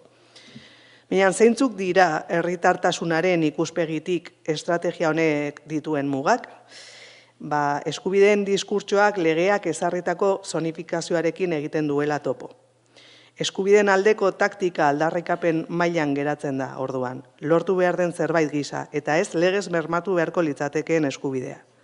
Eskubide ideologikoak dira, ez formalak. Horrez gain, nafar herritar askoren borondatea euskaraz ez egitea da, legeak bermatuta. Era horretara, diskurtsoa mugatuta geratzen da euskal zonara eta mistora, baina mezua aldaturik orain. Nola bermatu nire hizkuntza eskubide pertsonalak Nafarroa osoan? Bigarren estrategia litzateke euskara erakargarri egitea. Euskara Nafarro osora zabaltzeko herritarren inplikazioa behar da, giroa oso kontrakoa delako. Eta orduan gaur egun Nafarroan euskara jakitea eta erabiltzea borondatezko jarrera da, neurri handi batean. Hortik sortzen den gogoetak aztertu nahi du nola erakarri erdaldun jendea euskarara. Adibide gaurko jardunaldiak. Hori dela eta ez da inbeste indar salaketan jartzen eta bai aldiz diskurtsoan. Zeintzuk dira herritartasunaren ikuspegitik dituen mugak estrategia honek? Oso erabilgarria dela atzetik administrazio oso baten babesa badago. Bestela, voluntarismo hutsean gera daiteke. Eta administrazioaren eta haren gainean dauden indar politikoen babesa nahiko edo oso mugatua da askotan. Kontrakoa ez denean. Halakoetan salaketaren bidea ere erabil liteke, baina horrek galga ipintzen dio erakargarritasunaren diskurtsoari. Beste estrategia bat da kultura anistasunarena. Euskara Nafarroan dagoen kultura anistasunaren isla da, eta zaindu behar da. Bestelako adierazpen kultural edo erlijiosoak zaindu behar diren bezala. Anistasuna bermatzeko legeak ere egokitu behar direla uste dute, eta ikuspuntu horretatik konturatzen dira euskararen legea oztopo dela euskararen zabalpenerako.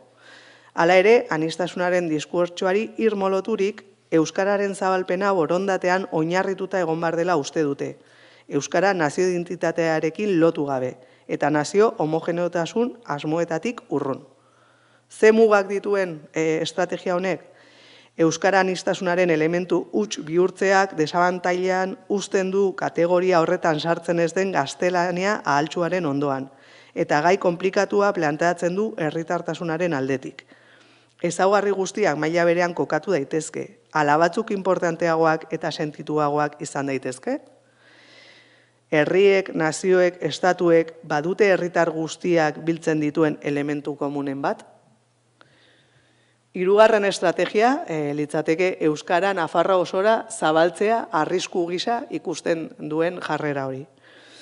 Euskara Nafarren ondarea da, baina leku batzuetan bizirik dagoen bezala, besteetan ez ezaguna da. Leku batzuetan babestu behar den bezala, Nafarren eskubidea ere izan daiteke euskera ez jakitea. Besteak ez baitu esan nahi, alabeharrez bere ganatu behar denik. Batzuk adibide bat jartzen ziguten, osasunaren adibidea. Osasuna Nafarroa osoaren ondarea da, baina horrek ez du esan nahi, niri futbola gustatu behar zaidanik, edo ni futbol partidu bat ikustera derrigortuta nagoenik. Are gehiago, euskara abertzaletasunari loturik ulertzen den neurrian, ura zabaltzea arrisku modura ere uler daiteke Espainiar nazionalismoaren aldetik. Ze mugak ditu? Beste gai konplikatua planteatzen du herritartasunaren aldetik. Eskubideak eta betebeharrak berdinak izan behar dira herritar guztientzat, anistasunaren diskurtsoari loturik, ez, eta kasu horretan funtzionalitateari eta herritarren borondateari begiratu beharko litzaieke. Baina nazio-estatu klasikoaren diskurtsoari erreparaturik bai, eta hori da, hain zuzen ere, beste gai batzuetan Espainiar nazionalismoaren joera. Diskurtso bikoitza erabiltzen dutela esan liteke.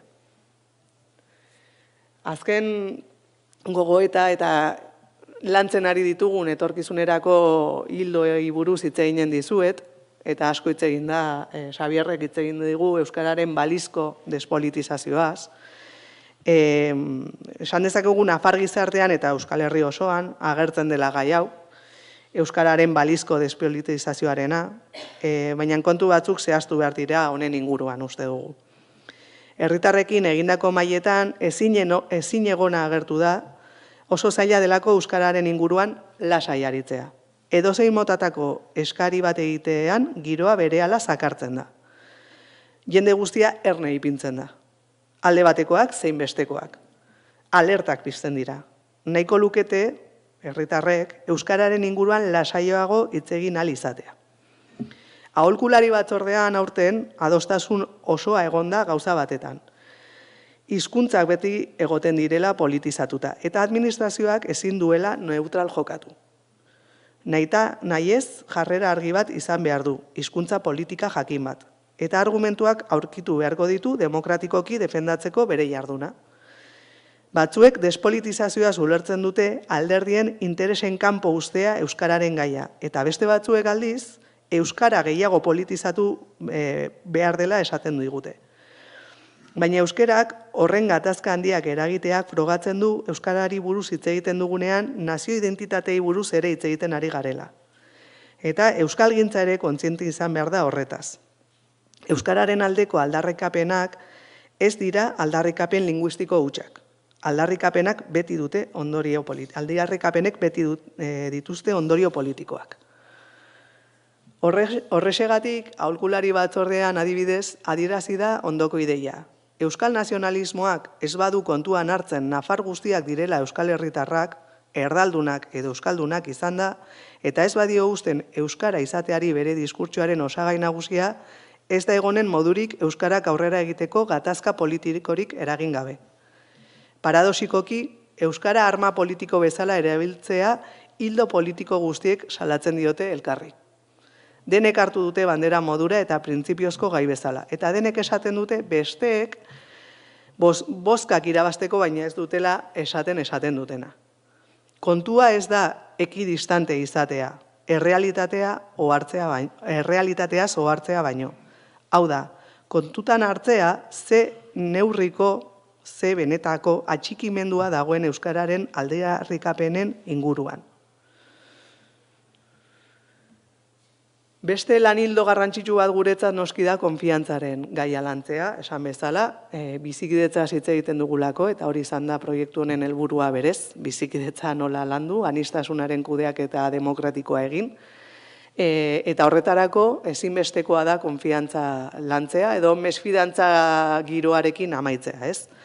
Gu bestea dikotomia horrekin bukatzea, esaten genuen nola patriarkatuak erabiltzen dituen diskurtso dikotomikoak, etxaien diskurtso horrekin, orduan, bi nafarro hoien diskurtsoarekin amaitu, gu bestea horrekin amaitu, eta konfiantzaren bidetik lortu daitekela uste dugu, orduan horretan jarraituko dugu lanean. Eta beste lanildo nagusi bat guretzat izanen da, eta izaten ari da, belaunaldi berrien papera aztertzea. Esan bezala, esan dizuet, parte hartze gune guztietan, anistasuna bermatu dugula eta adin anistasuna ere bermatu dugu. Adin tarte ezberdinetako pertsonek parte hartu dute, gazteek ere bai. Eta horietan antzeman dugu diskurtso aldaketa bat. Esanen genuke beraien identitatea eraikitzerako garaian, nazioaren kontua eta hizkuntzak zentralitatea galdu duela. Beste kontu batzuk zentralitatea irabazi duten bezala, ezta? Demagun ez dakit aldaketa klimatikoa, arrazakeria, generoaren ikuspegia, LGTBIQ+en eztabaida, horrelako diskurtsoek zentralitatea lortu dute, eta nazio identitatea eta hizkuntzaren aferak zentralitatea galdu dela esan dezakegu. Nolabait, honek zera aukera baten aurrean kokatzen gaitu. Zentralitatea galtzen duen heinean ere, esan dezakegu azkenean zarata edo volumena jeitsi egin daitekela gai hauen inguruan, eta baliteke beste modu batzuk eta diskurtso batzuk identifikatuko ditugula gazteen artean. Horregatik gure helburua da, hain zuzen ere, 2022 urtean, gazte Nafarroa garaiko gazte talde anitz bat osatzea, berriro ere Nafarroaren ideologia anitz hori islatzen duena, eta zonalde ezberdinetako gazteak elkartzea, eta orain arte egindako lana beraiekin kontrastatzea eta testatzea. Hori litzateke gure hurrengo urratsa. Orduan, hona arte gure aurkezpena, eta eskerrik asko, eta zuen txanda galderentzako.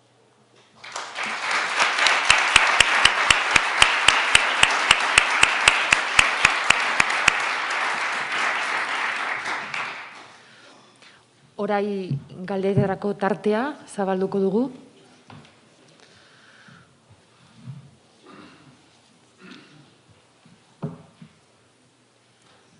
Gogoratzen datzuet webgunean dagoela foroa irekita, zuen iritziak plazaratu nahi baldin badituzue, hor duzue aukera eta toki egokia.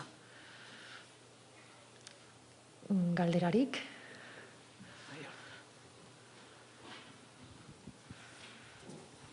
Bai.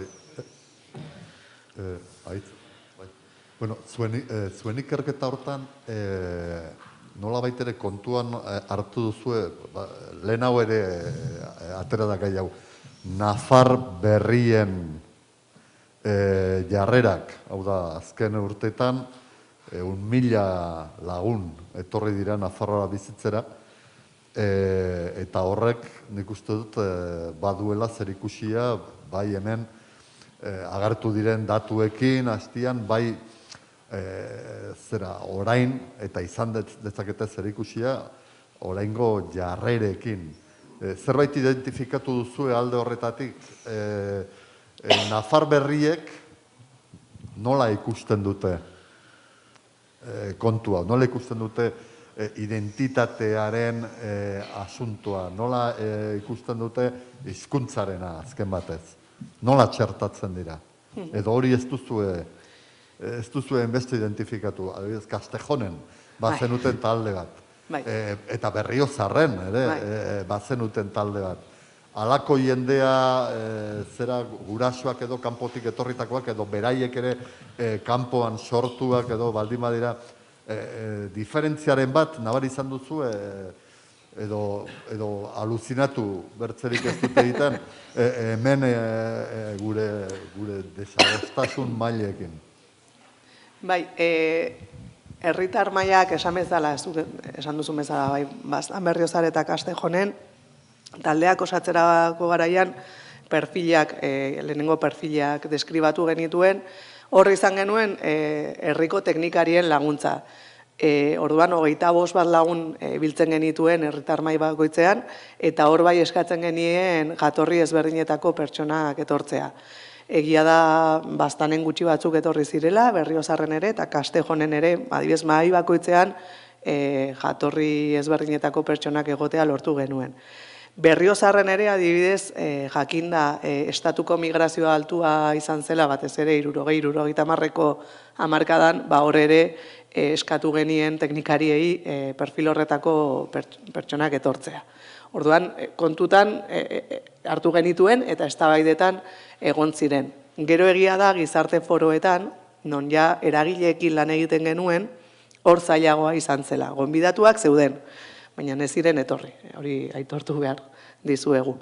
Jarreren aldetik zerbait ezberdina antzematen zen, nik esanen nuke, adibidez Kastejonen Magrebeko jatorriko pertsonak izan genituen, eta beraiek,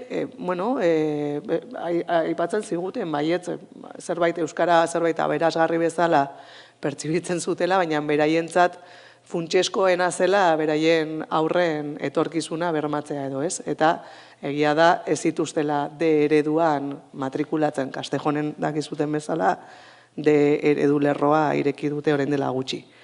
Inkluso hori ere eztabaidetan agertu zen, esan dizuet badagoela bigarren estrategia bat, kulturanistasunari gehiago garrantzia ematen dion jarrera bat edo, eta hor bateon batek aipatzen zigun, gogoratzen dut, nik uste dut diskurtso nahiko ezaguna dela, ez? Castejonen adibidez D ereduan matrikulatzen zituzten gurasoek hori egiten zutela beraien seme-alabak migranteekin ez egoteko. Hori esaten ziguten, gero hor bazegoen gogoratzen dut aita bat, D ereduko aita bat, eta asko haserretzen zen horrekin, eta ez zegoen bat ere ados, ez? Orduan hori gertatzen zen, adiez, Castejonen 30% biztanleria kanpoko jatorrikoa da, ez? Eta hor denek matrikulatzen zituzten beraien seme-alabak G ereduan, ez D ereduan. Orduan, jarrera irekiagoa bat edo zuten edo ez, nik uste dut esan duzu nahiko harritutak gelditzen zirela, hainbeste zaratarekin, ez zutela oso ongi ulertzen. Bastanen berriz urte gehiago, igual urte gehiago heldutako pertsonak zirenean, normalizazio handiagoarekin ulertzen zutela euskararen kontua, nik uste dut ere ulertuta integrazioaren biderako euskara bazela bidea, ez? Baina Castejonen behar hori ez duten identifikatzen, euskara beraientzat ez zen faktore integratzaile bat. Orduan, egia da urte horretan batez ere jatorriaren kontutan hartu genuela. Eta urrengo urteetan ja ez hainbeste. Zentratu ginelako gehiago nazio identitateen kontuan, eta baina interesgarria litzateke datorren urtean gazteen talde hori egiten dugunean etorkinak ere kontutan hartzea, diskurtsoak ere aztertzeko. Bertzera aldera bat, hemen.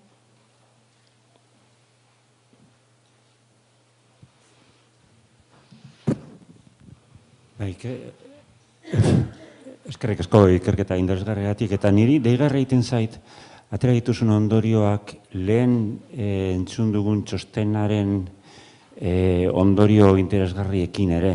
Erkatu egiten baditugu gauza biak, nire ustez badago sintesi bat politika eta politikagintzaren kontzeptu zabala darrikatzen dutena, zelen ondorioen artean ikusten genuen politika alderdikeria gisa ulertuta hori baztertu behar izango zera edo esotezen izango eragozpen bat euskeraren normalkuntzarako edo zabalerako. Eta zuk hemen ikuspegi zabalago batetik, feministago batetik ere identifikatu egiten duzu politikagintza zentzu horretan identitate kontzeptuarekin, kulturalistasunarekin eta deigarri egiten zaiz, ez dakiz egiten zaizun hau, nola uztartu zuek ateratako konklusio horiek lehen entzun dugun iritzi horiekin, ez da, hau da, politikagintza salbatu daiteke, politika eragozpen alda, ala politikagintzari gabe edo Respublikaren inguruko kudeaketarekin zerikusia duten baloreetatik abiatu behar dela ulertarazteko, zergatik dagoeneko amankomuna den hizkuntza bat hitz egiten duen pertsona batek zergatik ikasiko zuen zati bat besterik hitz egiten ez duen beste hizkuntza bat ez bada identitateagatik edo kulturanistasunaren inguruko beste ikuspegi bat daukalako, eta hori politika eta politikagintzaren kontzepturik osasuntzuena ez ote den, ez da? Politika aldarrikatzeagatik nola baita. Nik uste dut guztiz uztargarriak direla, ez dakit Julen edo Txolik erantzun nahi duzuten, edo nik erantzunen dut. Nik uste dut hori Xabierren ikerketak egiten duena, edo ez dakit gureak berea indartzen duen, edo bereak gurea indartzen duen, azkenean diskurtsoak hori berdinak direla, ez? Edo batez ere esaten genuenean, nik uste dut Xabierrenak kokatuko litzatekela azkeneko estrategia horretan, non euskararen zabalkundea ikusten duten mehatxu bezala, ez? Eta zergatik mehatxu bezala, nazio identitateen arteko talka bat dagoelako. Hau da, alderdi abertzaleek eta euskalgintzak nazio identitatearekin lotu badute euskara, edo diskurtso hori indartu bada urteetan, beste identitateko, espainol identitateko pertsonek mehatxu bezala ikusten dute euskara, ez? Hori alde batetik, ez? Orduan, ez dute nahi zabaltzea, ez nator bat proiektu politiko horrekin. Orduan, euskara baldin bada, euskal herritar izateko elementu hori, eta ni ez banaiz hori sentitzen, ez dut bultzatuko. Bestetik ere, beste aldetik, hori esaten genuena, euskal herritar izatea, ezinbesteko ezaugarria izan behar du euskeraz egitea, edo urdatunak ere euskal herritar izan daitezke. Hori da, ez? Eta bestetik zarata politikoaren arira, ez? Guk ez dugu esaten, ez? Uste dut argi gelditu dela, administrazioan neutral izan behar duenik, eta politikarik ez duenik egin behar. Guk alderdikeriaz hitz egiten dugu. Nola herritarrek nola jasotzen duten hori, zarata hori. Eta nola horrek ere egiten duen jendea aldentzea, ez? Hori uste dut ere Xabierrek azpimarratu duela. 4 minutu, galdera labur baterako. Egunon. Nik galderatxoat. Nik uste dut, danok ikusten dugula gazteen artean, aurren artean, euskarekiko gerota urruntasun handiago bat, ez? Nik uste dut horrek zer ikusi handia dukala, bizi diren baldintzekin, ez? Oso lotuta dagoela, ez? Gurasoak biak erdaldunak badira, edo bikote mistoa bada, naiz eta euskaren aldeko jarrera bat izan, askotan, aur horiek eta gazte horiek euskarekin daukaten kontaktu bakarra da, eskolan, ikastetxean, kasurik onenean, unibertsitatean, baina beti bete beharretik. Eta ikusten dugu, txiki-txikitatik askok bizi dutela, inposizio, arrotz eta ezertarako balio ez duen bezala, ez? Esan duzu, gazten jarren inguruko azterketa bat egingo duzuela. Hori, aintzat hartzen duzue hori? Hartuko dugu ere, baina esan bezala gure proiektu honen helburua ez da inbeste euskararen normalizazioa, baizik eta bizikidetzaren inguruko hausnarketa bat edo azterketa bat egitea.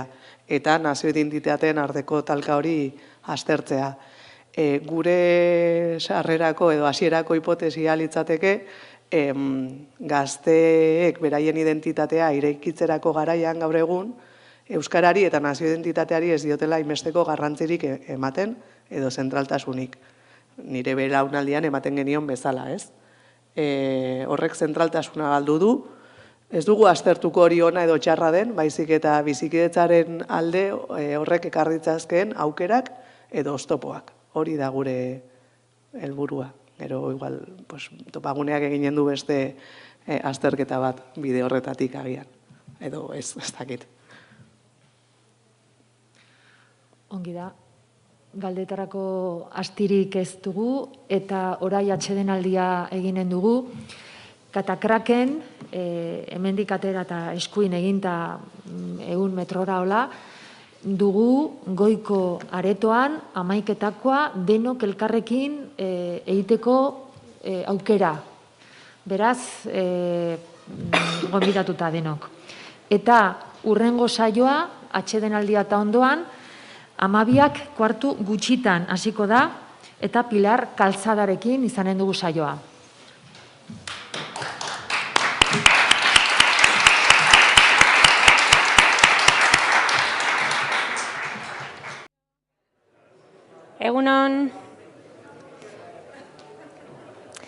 Egunon berriz ere, hemen bildu zareten guztioi, kafea eta gero berriz ere itzultzeagatik mila esker.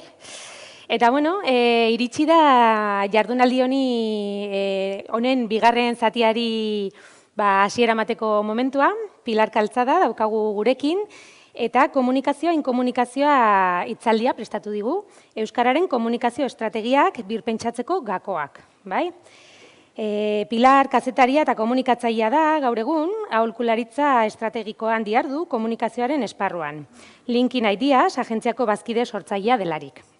20 urtetik gorako esperientzia du komunikazioarekin lotutako askotariko zereginetan, kazetaritzaren esparruan, prentsa idatzian, irratian eta telebistan urtetako esperientzia du, eta bestalde aholkularitza eta komunikazioaren kudeaketan, enpresa pribatu zein erakunde publikoetan lan egina da. Bere jardun esparruak dira, erakunde komunikazioa, harreman instituzionalak, berrikuntza, genero berdintasuna eta hizkuntza normalkuntza. Aurrekoetan bezala, hitzaldia egiteko momentua iritsi da, eta gero galderak egiteko tartetxoa izanen dugu. Beraz, norbaitek hizlariari galdera bat zuzendu nahi badio, azkeneko 15 minututan aukera izanen du. Mila esker, Pilar. Eskerrik asko, Itziar. Uste, eguneratu behar dudala, 20 urtetik gorako esperientziarena, uste egin dela 10 urte edo, idatzi nuela hori, osea, izango dira 30 urte gutxienez. Komunikazioan aditua ez, baina aritua bai, zer remedioa inbeste urte eta gero, zuetako batzuekin, askorekin gainera beraz, plazerra da, lehen da bizi eskerrik asko hemen izateagatik, eta Nafarroako topaguneari, tartetxo hau eskintzeagatik, bagenuen eza, elkar ikusteko gogoa, hola, aurrez aurre. Hauxe da eskatu didatena, eta hasiko naiz aitortzen erdia bakarrik bete dudala, barkatu Oskar. Gogoeta bai, gakoak behar bada iragarri den 15 minutuko tarte horretan agian aurkituko ditugu elkarrekin gakoak. Ze uste dut hortik hasi beharra dagoela komunikazio estrategia hitz egiten dugunean, makiltxo magikorik ez dago, balego, zertarako hemen egon, ez da? Gauza errexak egiteko beste leku batzuk badaude, gureak zailak dira. Edo nahi baldin bada konplexuak dira. Konplexu hitzaren adiera zehatzan, hau da, elementu desberdin askoren elkarrekintzaren ondorioak dira estrategiak. Eta komunikazio estrategietan makina bat ertz badaude, modu zehatz baten, bakoitzari interesatzen eta eskuartean dugun gaiari dagokionez egokien uztartzen diren moduan arilkatu behar direnak. Beraz, soluziorik ez dago, gakorik egotekotan era honetako foroetan aurkituko ditugula sinistuta nago, eta beraz, iruditzen baldin bazaizue, gogoetarekin abiatuko naiz, horrela enaiz horren lotxagarri geldituko, bale? Bueno, lau pausotxotan eman nahi nuke gogoeta honen nundik norakoa, gero sakonduko dugu elkarrekin iruditzen baldin bazaizu horietako bakoitzean, nundik gatozen begiratuko dugu pixka bat, komunikazioa eta sasikoak aipatuko ditugu ondoren, estrategiak eta helburuak ikusiko ditugu, eta edabideetatik eraginez azken tartetxo hartu dut, hortan bai, Oskar, hortan hori egiteko gelditu ginen eta gutxienez bai horren inguruan egin nahi nukela aipamen bat jakinda ondoren edabidetako benetako profesionalak etorriko direla mahai ingurura eztabaidatzera eta beraiek emango dizkigutela gakoak. Baino, estrategiaz, komunikazio estrategiaz ari baldin bagara ezinbestean komunikabideak ere aipatu behar dira eta bereiziki interesatzen zaidan gaia da, kezka handia ere badudalako honen inguruan. Bueno, nondik gatozen, nik ez dut egingo, honezkero egina dagoelako eta zuen aurrean gainera, nik baino askoz gehiago dakizu honen inguruan, ez dut esango nondik gatozen euskararen aldeko mobilizazio, normalizazio prozesuan eta Nafarroan ze bide historiko egin dugun hori, ondo ezagutzen duzuen. Nik komunikazioaren esparruan eta zehazki horretan gelditu nahi dut, eta oso inspiratzailea egin zait, Txema Ramirez de la Piztinak ikusgaitza zuen liburuan, pentsa, 2002 urtean, egin zuen aipamen hau. Marcos komandante ordearen esaldi bata, eta uste dut, eskuzabaltasunez ikusten baldin badugu esaldi hori, arlo askotan aplikatzeko modukoa dela, ez da? Aurpegia mozorrotu gabe generamanean, inork etzigun begiratzen. Orain jarri dira guri begira, aurpegia mozorrotu dugulako. Ikus gaitza zuen estali dugu aurpegia. Komunikazio estrategien helburuetako bat izaten da komunitate bat agerraraztea. Eta esango nuke askotan, euskararen normalizazioari dagokionez, egin izan dugula, aurpegia estaltzearena, ikus gaitzaten, deigarri izan gaitezen, atentzioa nolabait gureganatzeko, eta agian, pentsatu beharko genuke, horrek ze emaitza eman duen, ezta? Zenik ikus gaitzaten, bueno, hau, en fin, hola egon gintezke, ez dakit, goiz erdia, ez da, errepasatu ze gauza egin ditugun. Bai euskarari ura, lehendabiziko ura, kartelak, errenta aitorpen kanpainak, euskaraldia jakina, bideman euskarari arnasagara, klika, izan argi, beste bai euskarari hori, parentesi artean esango dizu eta aurkitu dudala todo kolekzionez izeneko webgune batean eta azpian ez da ikusten, baino jartzen du pin politiko, politika baska. Prezioa ere, baino ez dut esango zenbatean zeon, nahi baldin baduzue sartu behiratzera. Bueno, ikus gaitzaten makina bat jardunbide jarri ditugu martxan. Lehendabizikoa agian gure buruari aitortu behar diogu ekimena etzaigula falta izan, eta era askotako ekimena jarri ditugula. Hau da, komunikazio jarduerak etengabe elikatu ditu euskararen munduak, eta normalizatzeko eta ikus gaitzaten erakargarri izateko. Hor, denetariko mezuak ikusiko dituzue, baino orokorrean esango nuke ahalegin handia jarri duela euskararen normalizazioaren alde diharduen komunitateak ikus gaitzaten. Eta itxura denez, ikusten gaituzte. Baina nola ikusten gaituzte? Berriz ere, editatu egin dut. Egunkari azal asko arnitzaken, titular asko arnitzaken, eta hauek aukeratu ditut provokatzeko noski. Los navarros salen a la calle contra la imposición del euskera, eta goian jartzen du ley firme aquí el manifiesto contra el genocidio de los niños españoles. Llega al pleno con polémica sobre el euskera, en fin. Un oscuro observatorio lingüístico comienza a perseguir a los ciudadanos, Esquerrak las Ciudadanas ondo geunden, y organizaciones de Navarra que no utilizan el euskera. La imposición del euskera se coloca ya como uno de los principales problemas. Bueno, eta, bai, euskera ez da Nafarroako hizkuntza, Kataluniako izango da bai, euskera burgesiaren hizkuntza da, besteak. Nafarroan euskera inposatzen dute, duela 2000 urtetik ona gainera, 2000 urte gutxienez, bueno, hau ere oso ezaguna zaizue. Beraz, guk komunikazio ekimen asko jarri ditugu martxan, eta bai, ikusten gaituzte. Nola ordea, hori da galdera. Komunikazioaren ikuspegi batez hitz egin nahi dizuet bereiziki. Komunikazioa, Mikel Laboaren lan ospetsu hori hartu dut, izenburutzat, iruipena daukadalako askotan hortan erortzen ari garela. Ustez komunikatzen ari gara, baina inkomunikazio egoera batean jarraitzen dugula edo iruditzen zait. Salbuespenak, salbuespen, esan gabe doa. Mesedez hartu, hemen esango dudana, generalizatzeak arrisku asko dakartza, hori badakigu, baina uste dut ulertuko dugula elkar lerro komun eta agian trazu zabalekoa marrazen ari garela ikusten baldin badugu. Zergaitik axola zaigu komunikatzeak, zergaitik behar dugu komunikazio estrategia, lehendabiziko galdera behar bada hori izango litzateke.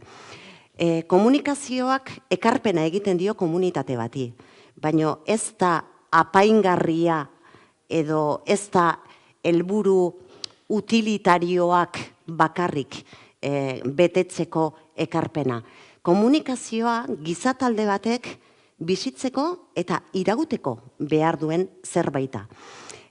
Aditu batzuk, horiek bai adituek, esaten dute komunikazioa dela komunitate bati nolabaiteko jarraipena edo ematen diona.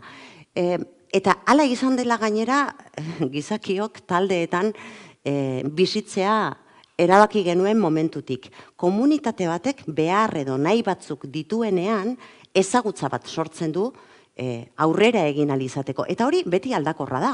Gaur egungo gizarteak eta orain dela 30 urtekoak dituzten, edo zituzten beharrak eta nahiak ziaro desberdinak ziren. Testuinguruaren arabera behar eta nahi batzuk agertzen dira eta hori zilegi da, normala da eta desiragarria da. Garaiak aldatzen dira eta beste guztia aldatzen da garaiekin batera. Garai batzuek sortzen dituzte premia batzuk eta premia horiek aurrera eramateko talde horrek ezagutza batzuk pilatu egiten ditu, geuk ere egin dugun euskararen normalizazioari dagokionez, era zehatz batez antolatzen da, erabakitzen du nola antolatu behar horiei daukan ezagutzan oinarrituta behar horiei aurre egiteko, eta horretarako teknologia batzuk garatzen ditu. Egin atzera pixka bat, hemen gaudenok, uste dut, gaudenetako batzuk bintzat erraz egin dezakegula, oen dela, ez dakit, 20 urtera atzera egiten baldin badugu, aurre ikusten edo jorratzen genituen beharrak geneukan ezagutza, erabaki genuen antolatzeko modua eta erabili genuen teknologia ziaro desberdina zen, gaur egun erabiliko genuenetik. Horrela egiten dugu aurre, behar berriak identifikatu eta behar berri horietan ezagutza, antolaketa eta teknologiaren bitartez aurre eginez. Baina hori ez da bere horretan gertatzen. Horretarako komunikazio sistema bat behar dugu. Behar, nahi, ezagutza, antolaketa, teknologia, elementu berri horiek guztiak elkarri komunikatu behar dizkiegu. Elkarren parte izan behar dute uler ditzagun. Eta komunikazio sistema bakoitzari botere egitura desberdin bat dagokio. Beti izan da horrela. Botere egitura desberdin bat zegokion inprentarik gabeko gizarte bati. Inprenta sortu zenean, botere harremanak aldatu egin ziren, ezagutza zabaldu egin zelako. Gaur egungo teknologia digitalekin, botere egiturak aldatzen ari dira. Botere aldaketa horiek agian ez dira oso begien bistakoak, baino hor lurrazpian gertatzen ari dira. Boterea oso zentzu zabalean ulertuta. Ez naiz agintaritzaz bakarrikari, baizik eta gizarte edo komunitate baten dinamika kohesionatzeko ahalmena, eskuduntza eta iaia baimena duen botere horri dagokionean. Beraz, komunikazio sistemak aldatzen ditugunean, botere harremanak ere aldatzen ditugu. Eta komunitatea bera ere aldatu egiten da. Behar berriak deskubritzen ditu, ezagutza berriak bilatzen ditu hoiei erantzun ahal izateko.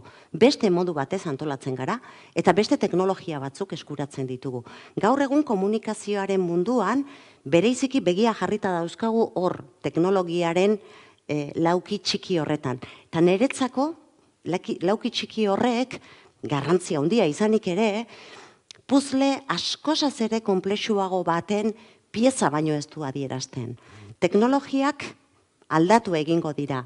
Bereiziki interesatzen zaidana da komunitatearen behar eta nahiak, daukagun ezagutza eta hori elkarren artean partekatzeko erabiltzen ditugun komunikazio sistemak. Ez dakit ondo ulertu den, zergaiti den garrantzitsua komunikazioa, baina nik maiz nire burua iaia tximinoietako baten moduan ikusten dut. Askotan, 11 aldiz entzun dugu, seguro zuetako batzuk ere bai, komunikazio arazoak ditugula. Nire jardunbide profesionalean, norbaiten gana noanean, eta hori esaten didanean, aurpegi hona jartzen saiatzen naiz, baina pentsatu, beste gauza pentsatzen dut. Ojala, bakarrik komunikaziokoak balira arazoak. Komunikazioa nahita ezkoa da, gaur ditugun premiei erantzuteko, komunikatiboki, gaur egun komunitate honek bere buruari jartzen dizkion behar edo premia eta nahi horiek aurrera eramateko, baina komunikazioa ez da nahikoa. Komunikazioa beste zerbaiten azken partea edo azken aurreko partea litzateke. Komunikazioa jartzen baldin badugu hasieran, prozesuaren hasieran, hemen gauden erakundeok, ekimen hori gastuaren atalean kontabilizatu beharko dugu. Komunikazioa jartzen baldin badugu estrategiaren ondoan, agian, inbertsioaren atalean kokatu ahal izango dugu.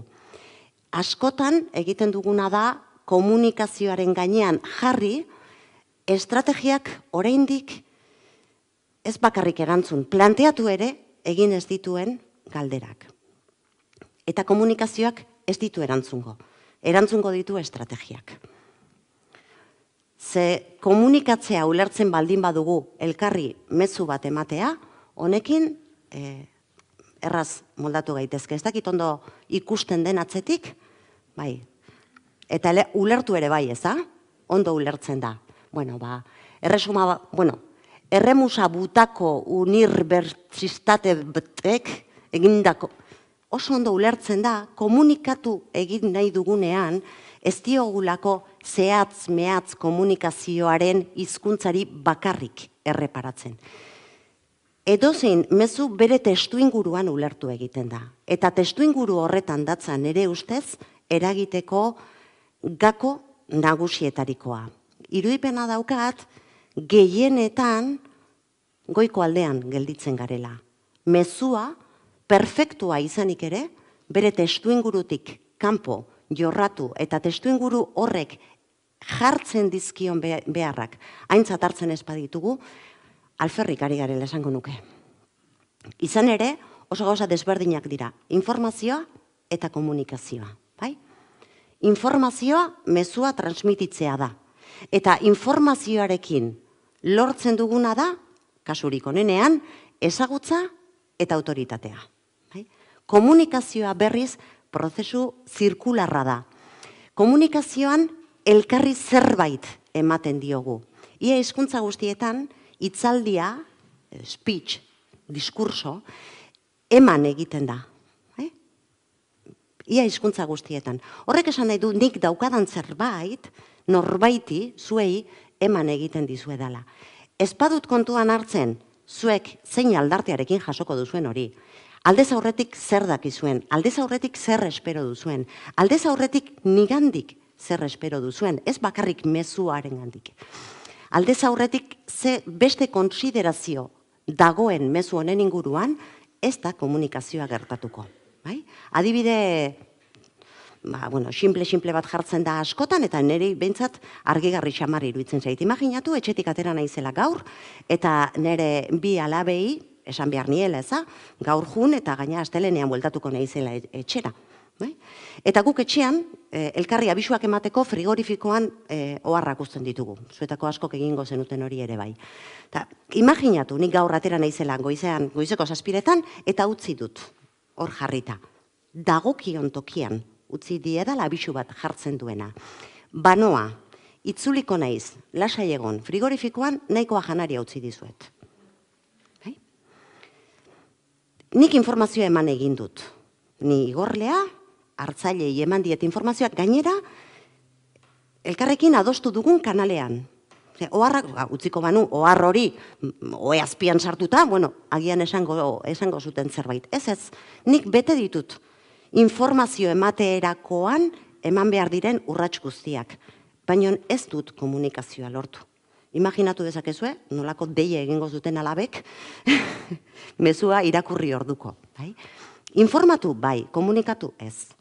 Eta askotan, lehen zati horretan gelditzen gara pentsatuz, mezua ematea nahikoa dela komunikazioa gertatzeko.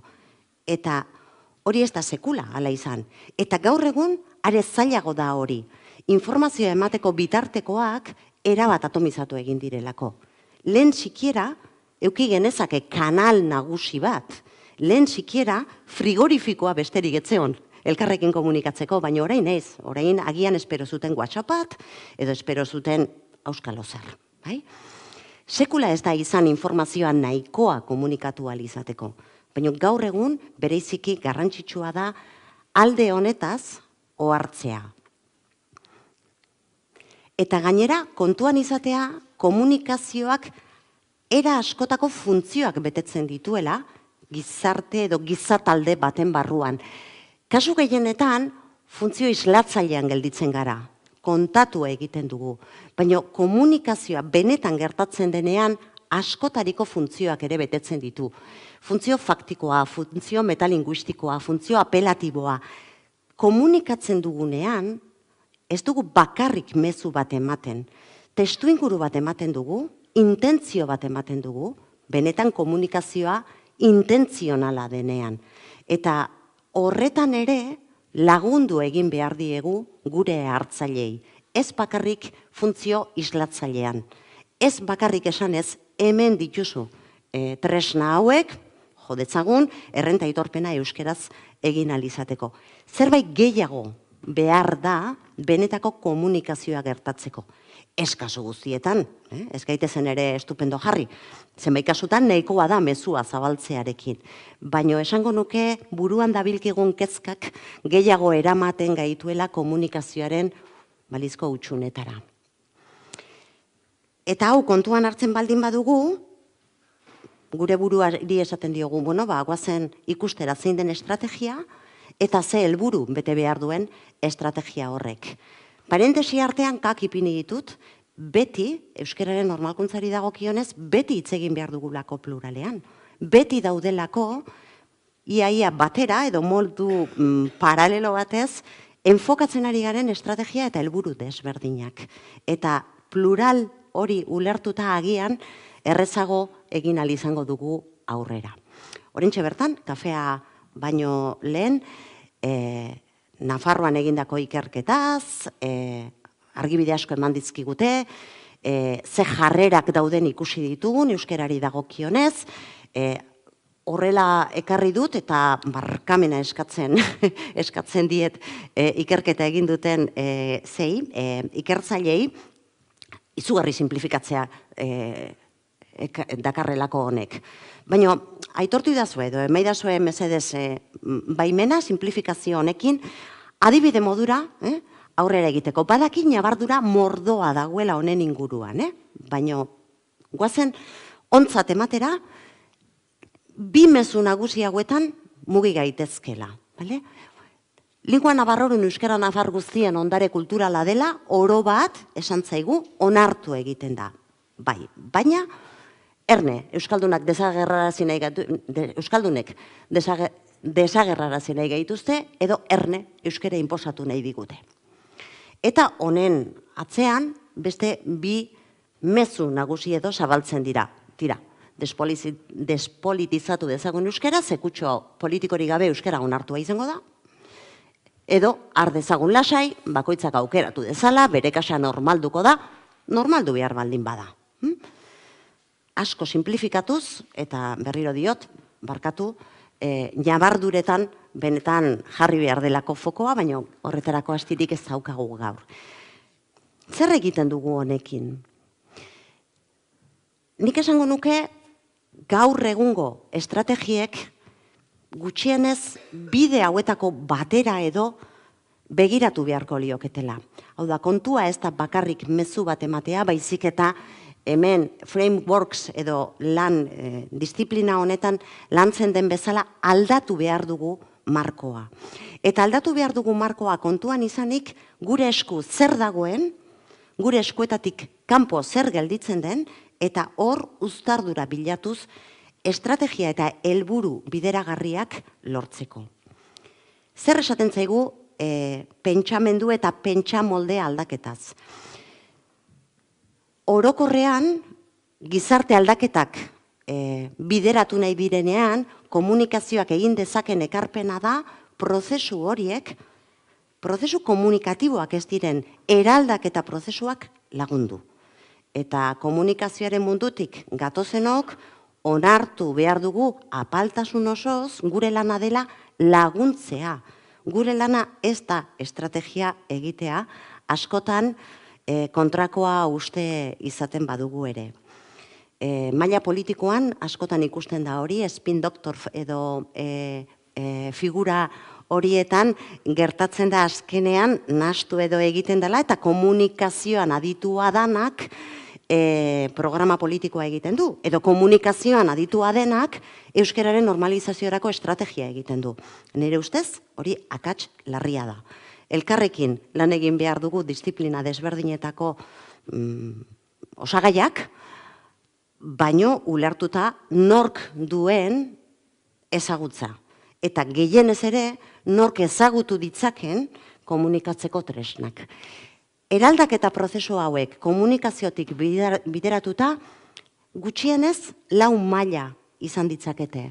Lehendabizikoan aldi baterako pentsamendu edo jarrera aldaketa bilatu egiten dugu.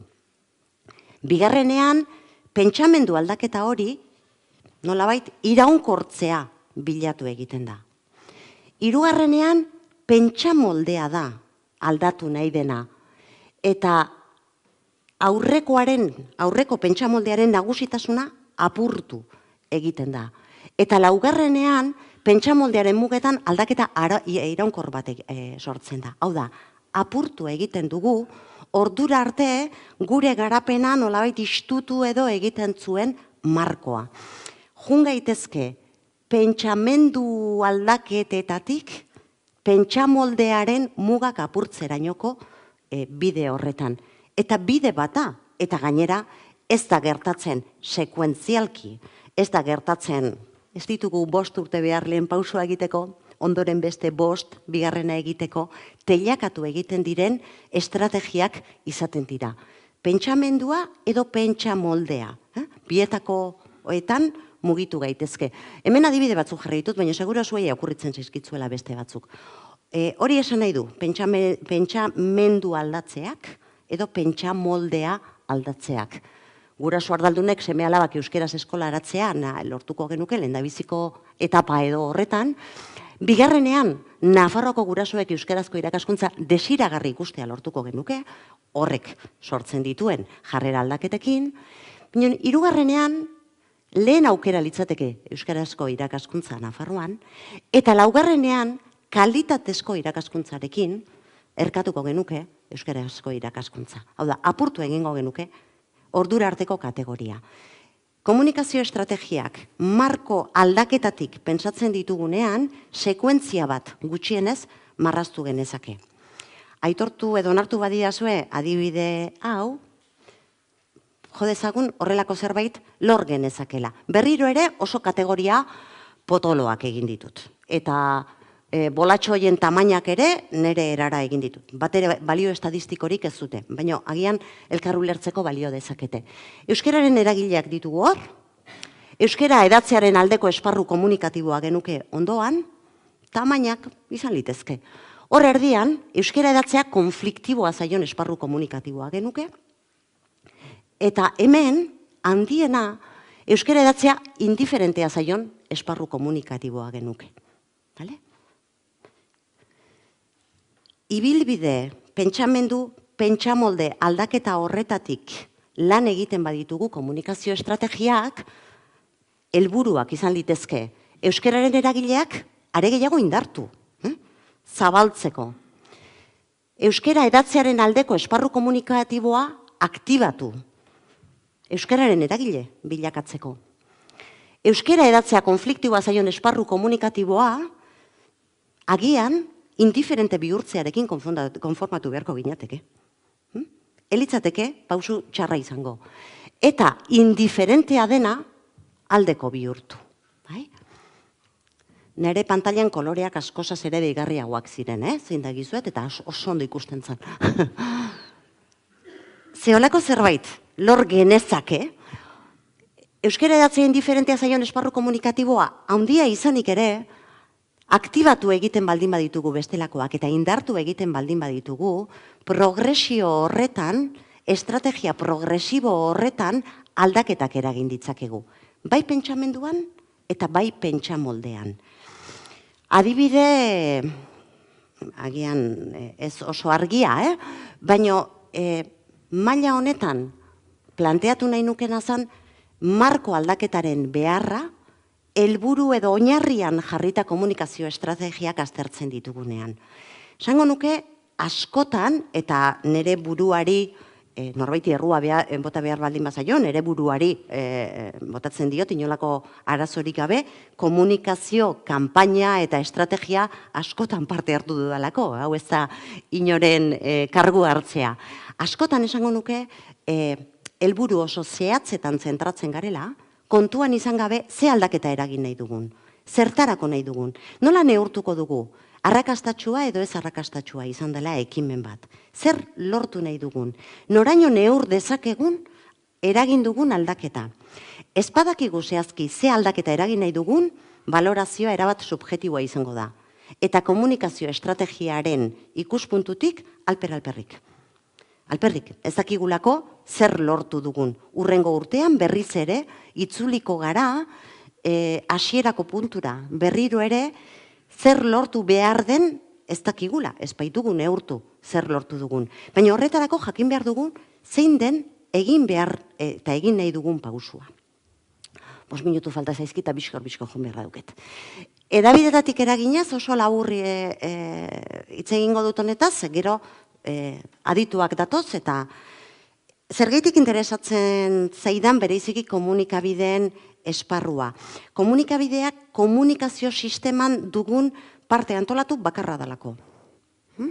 Kargu hartu behar baldin bazaio norbaiti komunikazio esparruan edo sisteman komunikabidea hartuko diegu. Gainerakoak eragile autonomotzat har ditzakegu. Komunikabidek berriz bere buruari bete behar bat ezarri diote. Eta komunikabideek esaten dute gu gizarte edo komunitate honetan kate begi bat gara behar hoietatik eta soluzioetara. Eta arau konkretu batzuk ezartzen dituzte. Beteko dituzte, ala ez, baino arau horien gainean eraiki dute gizarteari egiten dioten proposamena. Garai batean esaten zen bitartekari zirela komunikabideak. Nik hori zalantzan jartzen dut, baino hori besteen terrenoa da. Zer gertatzen zaie komunikabidei? Orokorrean zer gertatzen zaien komunikabidei? Ekaitz perfektua oso pelikula txarra, pero oso txarra zen, baino titulua oso ona. Eta horregatik gorde dut. Ekaitza perfektua gertatzen ari zaielako momentu honetan komunikabidei. Komunikazio sistemetan eta komunikabideetan aparteko krisia murgilduta gaude, baina gainera gizartean bertan ere aldatu egin dira komunikazioa eta komunikatzeko azturak, espektatibak, dena, krisi bikoitza edo hirukoitza da. Batetik, kontsumo eredua, komunikabideak nola kontsumitzen diren erabat aldatu da. Merkatua izugarri handitu eginda eta kompetentziatzat hartuko ez genituzken eragileak sartu dira eta kompetentzia egiten ari dira. Ez da gauza bera berri bat irakurtzea egunkari baten edo norbaitek Twitterren txio bat jarri duelako. Ez da gauza bera. Baina jende askorentzat hori bera da informazioa. Eta berdin esango dizute, Twitterren irakurri dut edo albistegietan ikusi dut. Kompetentzia oso desleala da. Eta komunikabideak sufritzen ari dira kompetentzia horretan eredu propio bat bilatu behar dutelako. Hori gutxi balitz, komunikabideak asko simplifikatuz bi oinarritan daude, edo bi oinarrietatik elikatu egiten dira. Kontsumitzaileok kioskoan edo dena delakoan jartzen dugun dirua eta publizitatea. Publizitateak ere beste bide bat hartu du eta bideragarritasun ezaraino eraman ditu komunikabideak. Balorekatean prekarizatu egin gara komunikabideak ikeragarri, ez dago alderik, gaur egun kazetaria izatea, abentura bata, eta estandar profesionalak asko malgutu dira. Krisiaren eraginez, hori industria guztietan gertatzen da, eta komunikazioaren industrian berdin gertatu da. Gainera gizartean sinesgarritasuna galdu dute komunikabideek. Gero eta gehiago entzungo duzu jendeak esaten du, nik gehiago fiatzen naiz norbait ezagutzen baldin badut, eta haren iritziaz. Orokorrean egitura handi guztiek sinesgarritasuna galdu dute gizarte likido honetan eta komunikabideak ez dira salbuespen. Gero gehiagikeriaren gizartean bizi gara, informatzeko dauzkagun bitarteko guztiak sekula imaginatuko ez genituzkenak ere eskura ditugu, eta aldi berean ez dakigu ezer. Asko aldatzen ari da mundua, eta gainera ezkara kapaz eskura daukagun informazio hori guztia digeritzeko.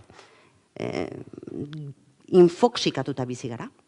Informazio asko daukagu, baina ezin dugu bereizi zer den ona, zer den txarra, zein iturrik merezi duen sinesgarritasuna eta zeinez. Irrelevante izateraino iritsi daitezkela komunikabideak esaten da, nik hor zalantza handiak ditut, baina berdin dio, eta edozein kasutan konfiantza galera. Lehen, informatibo oso zahar batean esaten zen, hau da errealitatea eta holaxe kontatu dizuegu. Gaur egun, kazetari batek hori esaten baldin badu, lotxagorritu ingo litzateke ziaro. Errealitatearen interpretatzaile izatearena, ez da jadanik komunikabideek beretzat hartzen duten funtzioa. Berriro, eta ja bukatzeko, berriro ere, Txema Ramirez de la Piztina, berak berrian esan zuen, transizio mediatiko bat, askotariko transizioak ditugu martxan gure gizartean, ekologikoa, energetikoa, dana, mediatikoa ere egin behar dugu, ze ekaitza perfektu horretan, lau lerrotan eman ditudan ezaugarri horiek, gurera ekartzen baditugu, are kezkagarriago egiten zait niri panorama. Gaur egun, euskera komunitateak ez dauka esparru komunikatibo propiorik. Ez dauka, eta nik bintzat ez dut ikusten sortzen ari denik. Gaur egun ditugun erreferentzia komunikatiboak ez dira gureak. Gaur egun ditugun erreferentzia komunikatiboetan, galdetzen baldin badizuet, berehala esango diazue, La Palmako sumendiaren azken minutu eta emaitza. La Palman, pentsazazue, nun dagoen.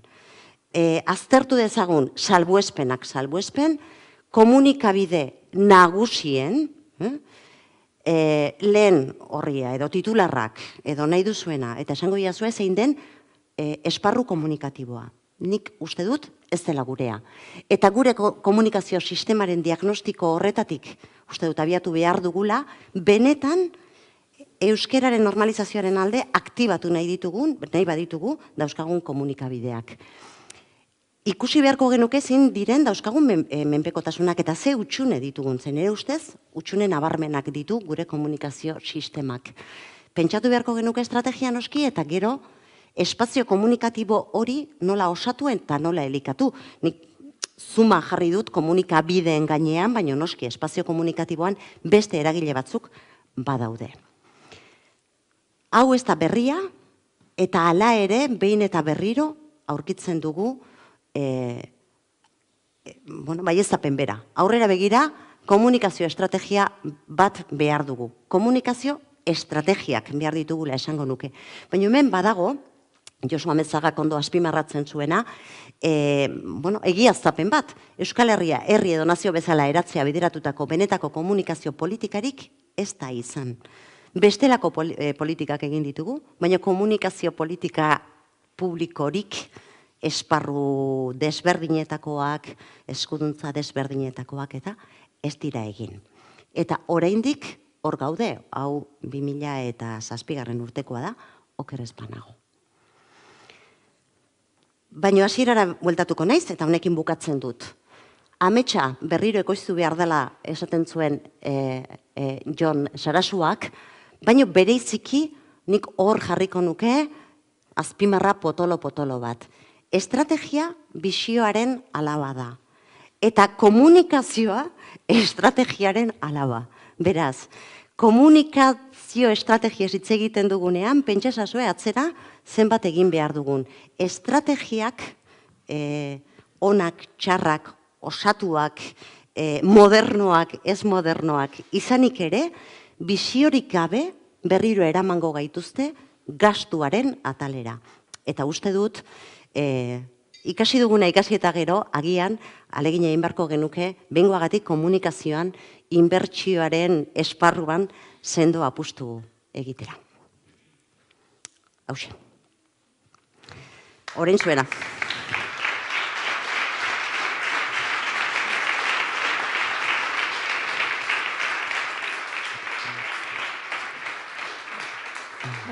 Nahi zuna.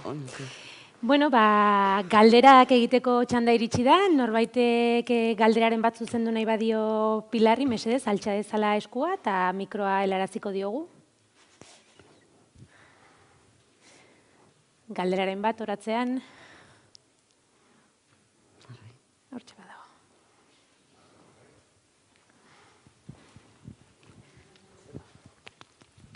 Kaixo, mila esker, oso gustora ondu naiz.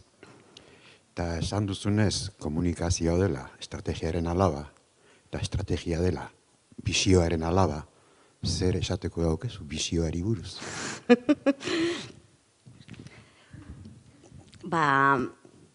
Nahi kontrasanetan sartzea ez zaiten gehiagia jola, baina esan dut komunikazioaren ikuspuntutik ekarpena egin genezakela bisioa eratzeko, baina bisioa ez da soilik komunikatiboa. Eta uste dut, Nei behintzat hortan kezka handia daukat, azken bolada honetan gainera bereiziki handia, irupena daukatelako gizarteko esparru guztiak ikeragarri espektakularizatu egin direla. Eta ez dakit oso ondo asmatzen ari garena edo ez, baina komunikazioaren nagusitasun ia absolutua gertatzen ari dela maila guztietan. Behin eta berriro, esaten zaigu mezuak simple izan behar dira, ze bestela jendeak ez ditu ulertuko. Nik uste dut, bisioa, herri bisioa eta euskararen normalizazioari dagokion bisioa beste mai batzuetan landu beharra dagoela. Hemen aipatu dira jadanik horretarako ardatzetako batzuk. Nik uste dut, eta aurreko hizlariaren hitzari edo ondorioi helduko diet, nik uste dut bizikidetza eta elkar hartze horretan badaukagula gure posizioa finkatu beharra, eta bereiziki gazte belaunaldiekin batera landu beharko genukela bizio hori. Nik badut neria, baino enaiz horren arroa. Ez dut uste euskalgintza osoarena denik, are gutxiago zuena. Bakoitzak berea izango duelako, baina uste dut gainera badaudela, eta areto honetan bertan ere, eragile aski prestatuak horretan bide egiteko. Komunikazioak lagundu egingo ditu estrategiak eta bisioak, baina komunikatzaileon esku uzten baldin badira bisioak, nire ustez jai dugu. Nez gehiagi guzti, baina.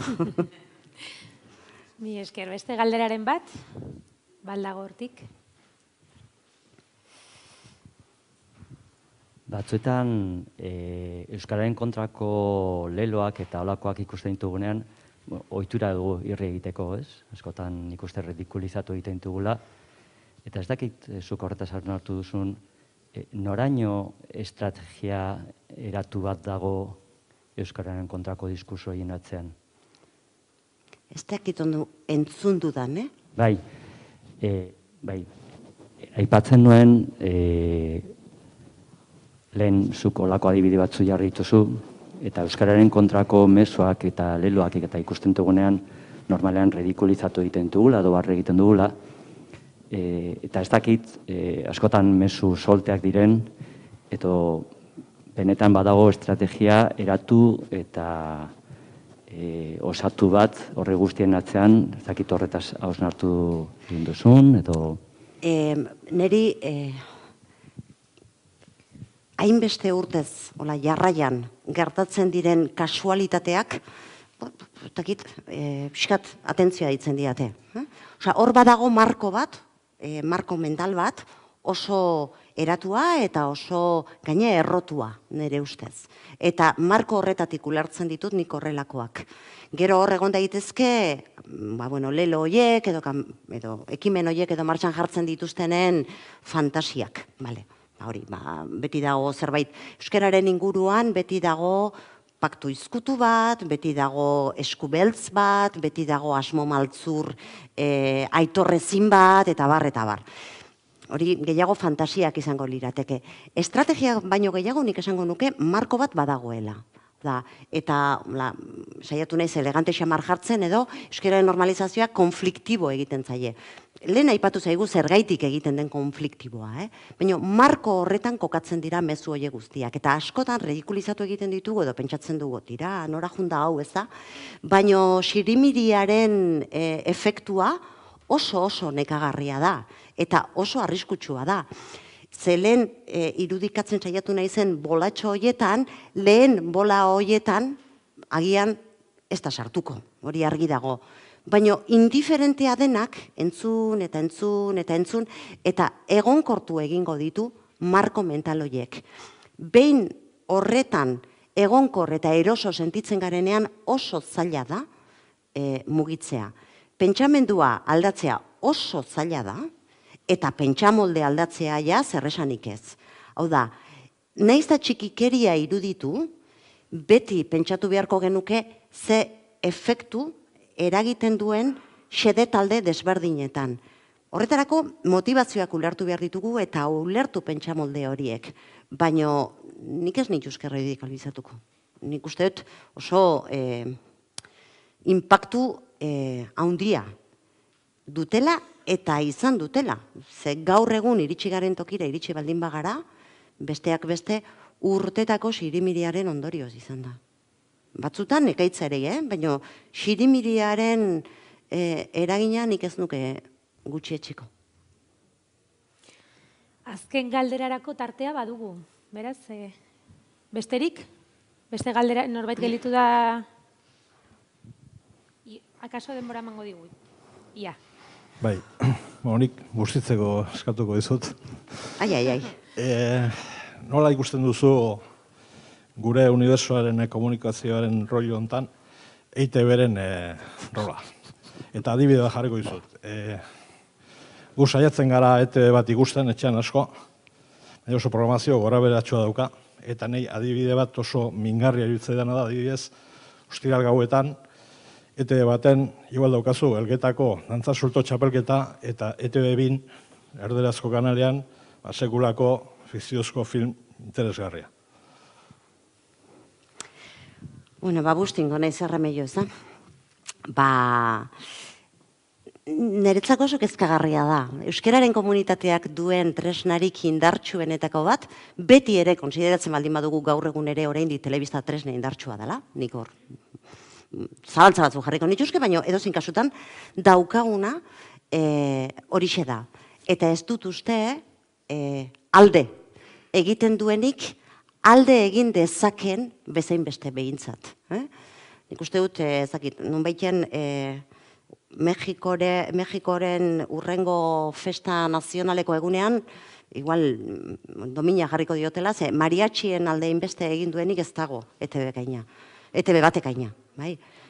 Ostiraletan, eta prime beti esaten da, prime time bat ikustea besterik ez dagoela, ulertzeko ze ikuspegi eta ze ikuskera dagoen telebistakate baten atzean, ez da? Eta gureak, nik uste dut, zera utxune handiak dituela. Edozein kasutan, ekarpena zein esparrutan egitea nahi dugun, hori argitu beharko genuke, esate baterako.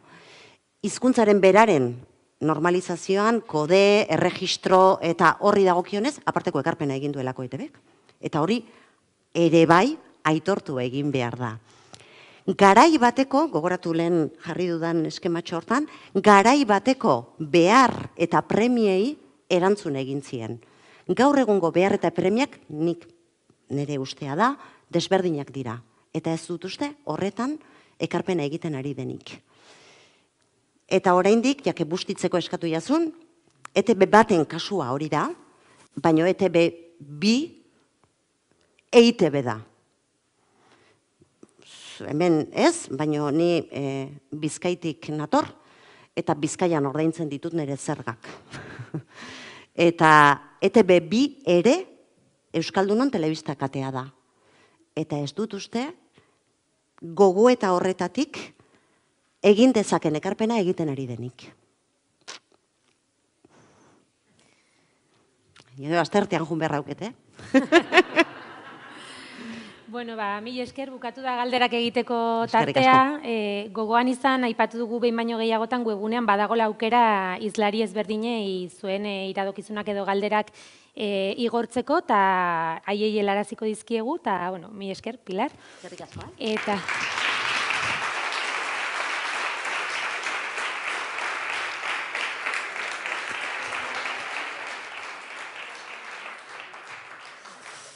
Eta momentu honetan, komunikabideetako zuzendarien inguruari hasiera emanen diogu.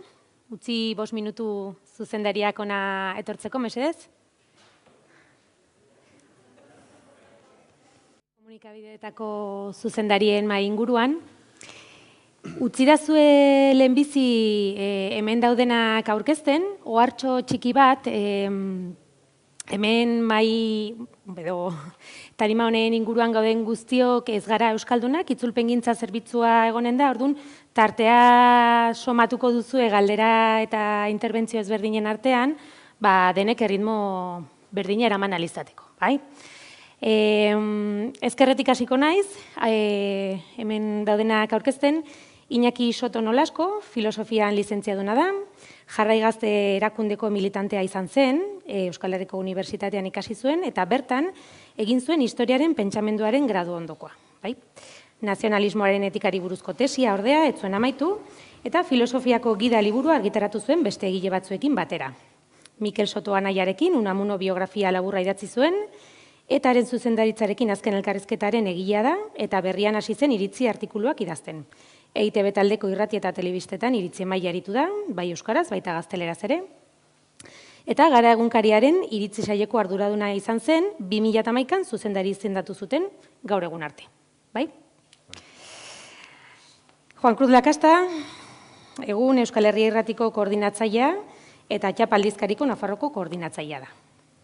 Euskaldunon egunkarian hasi zen, kazetari ibilbidea eta ETB baten ere lan egin izan zuen aurkezle zein gidoilari moduan. Hainbat edabidetan kolaboratu du iritzi emaile, analista, zutabegile moduan, Berria, Argia, Navarra, Euskadi Irratia, ETB bat, Radio Euskadi, ETB bi eta Diario de Noticiasen. Bai?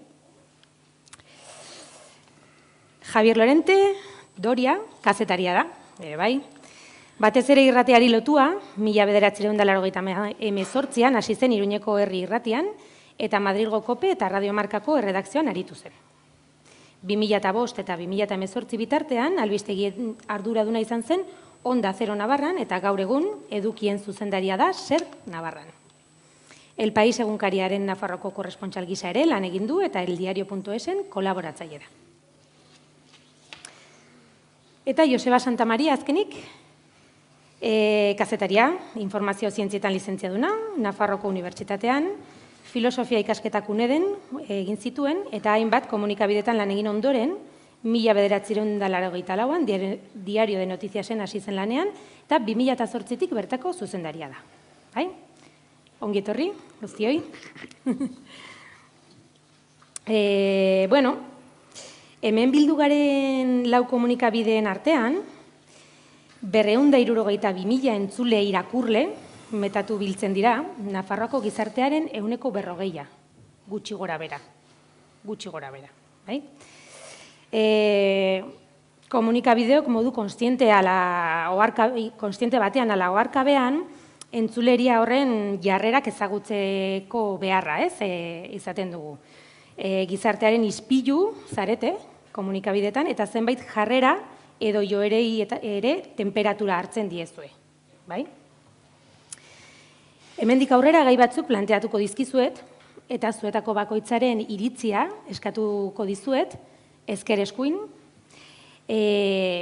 interbentzio laburretan, eta gero interbentzio horiei nola baiteko nabardura edo ekarpena egin nahi badiozu, etza eskatu besterik ez duzu, bai? Mai inguru klasiko baten dinamikan. Jardunaldiaren hasieran aipatu dugu, Nafarroaren euskararen erabilera sustatzeari buruzko jarrerari dagokionez, ikerketaren datuak honakoak dira. Aldeko jarrera 33,3, temperatura epela, esan dezakegu ez. Ez alde ez aurka 27,6 eta kontra 39,1, bai? Joera, jarrera hauen baikortzearen alde badoa ere, oraingo zurrun daude, bai, gehiengo sozialetik. Datuok zeren ondorio direla uste duzue? Beraiek erantzun behar zuten, eta ez badegu harrapatu erain arte, ez diegu kasurik egin, oso ondo ondielako goizeko azalpen horiek. Nik uste dut, jatorrian politika bat dagoela. Jatorrian, begiratzen baldin badugu, zergatik gaude gora soziolinguistiko honetan Nafarroan, suntsipen politika bat dago horren atzean, historikoa, frankismoa, eta frankismoaren ondoren ere etorri dena. Dago legedi bat, eta hori honela izan da, ziur asko gaur eta hemen, begiratu beharko genioke guk zer egin dugun horri. Eta batez ere, zertan ez tegun asmatu horri. Eta nik uste dut, abertzaleok eta euskaldunok, esan denaren arabera, ez tegu asmatu gure alde jokatuko zuen marko bat eraikitzen. Ez tegu estrategia argi bat izan, Nafarroaren kasuan uste dut erreplikatu ditugula gure nazioaren beste lurraldeetan ematen diren politika batzuk honeako balio ez dutenak, eta hau esan da, uste dut ere badagoela gure artean oso datuta dagoen, deituko diot, barkatu, biktimismoa. Ez duena laguntzen errealitatea zein den ondo ikusten.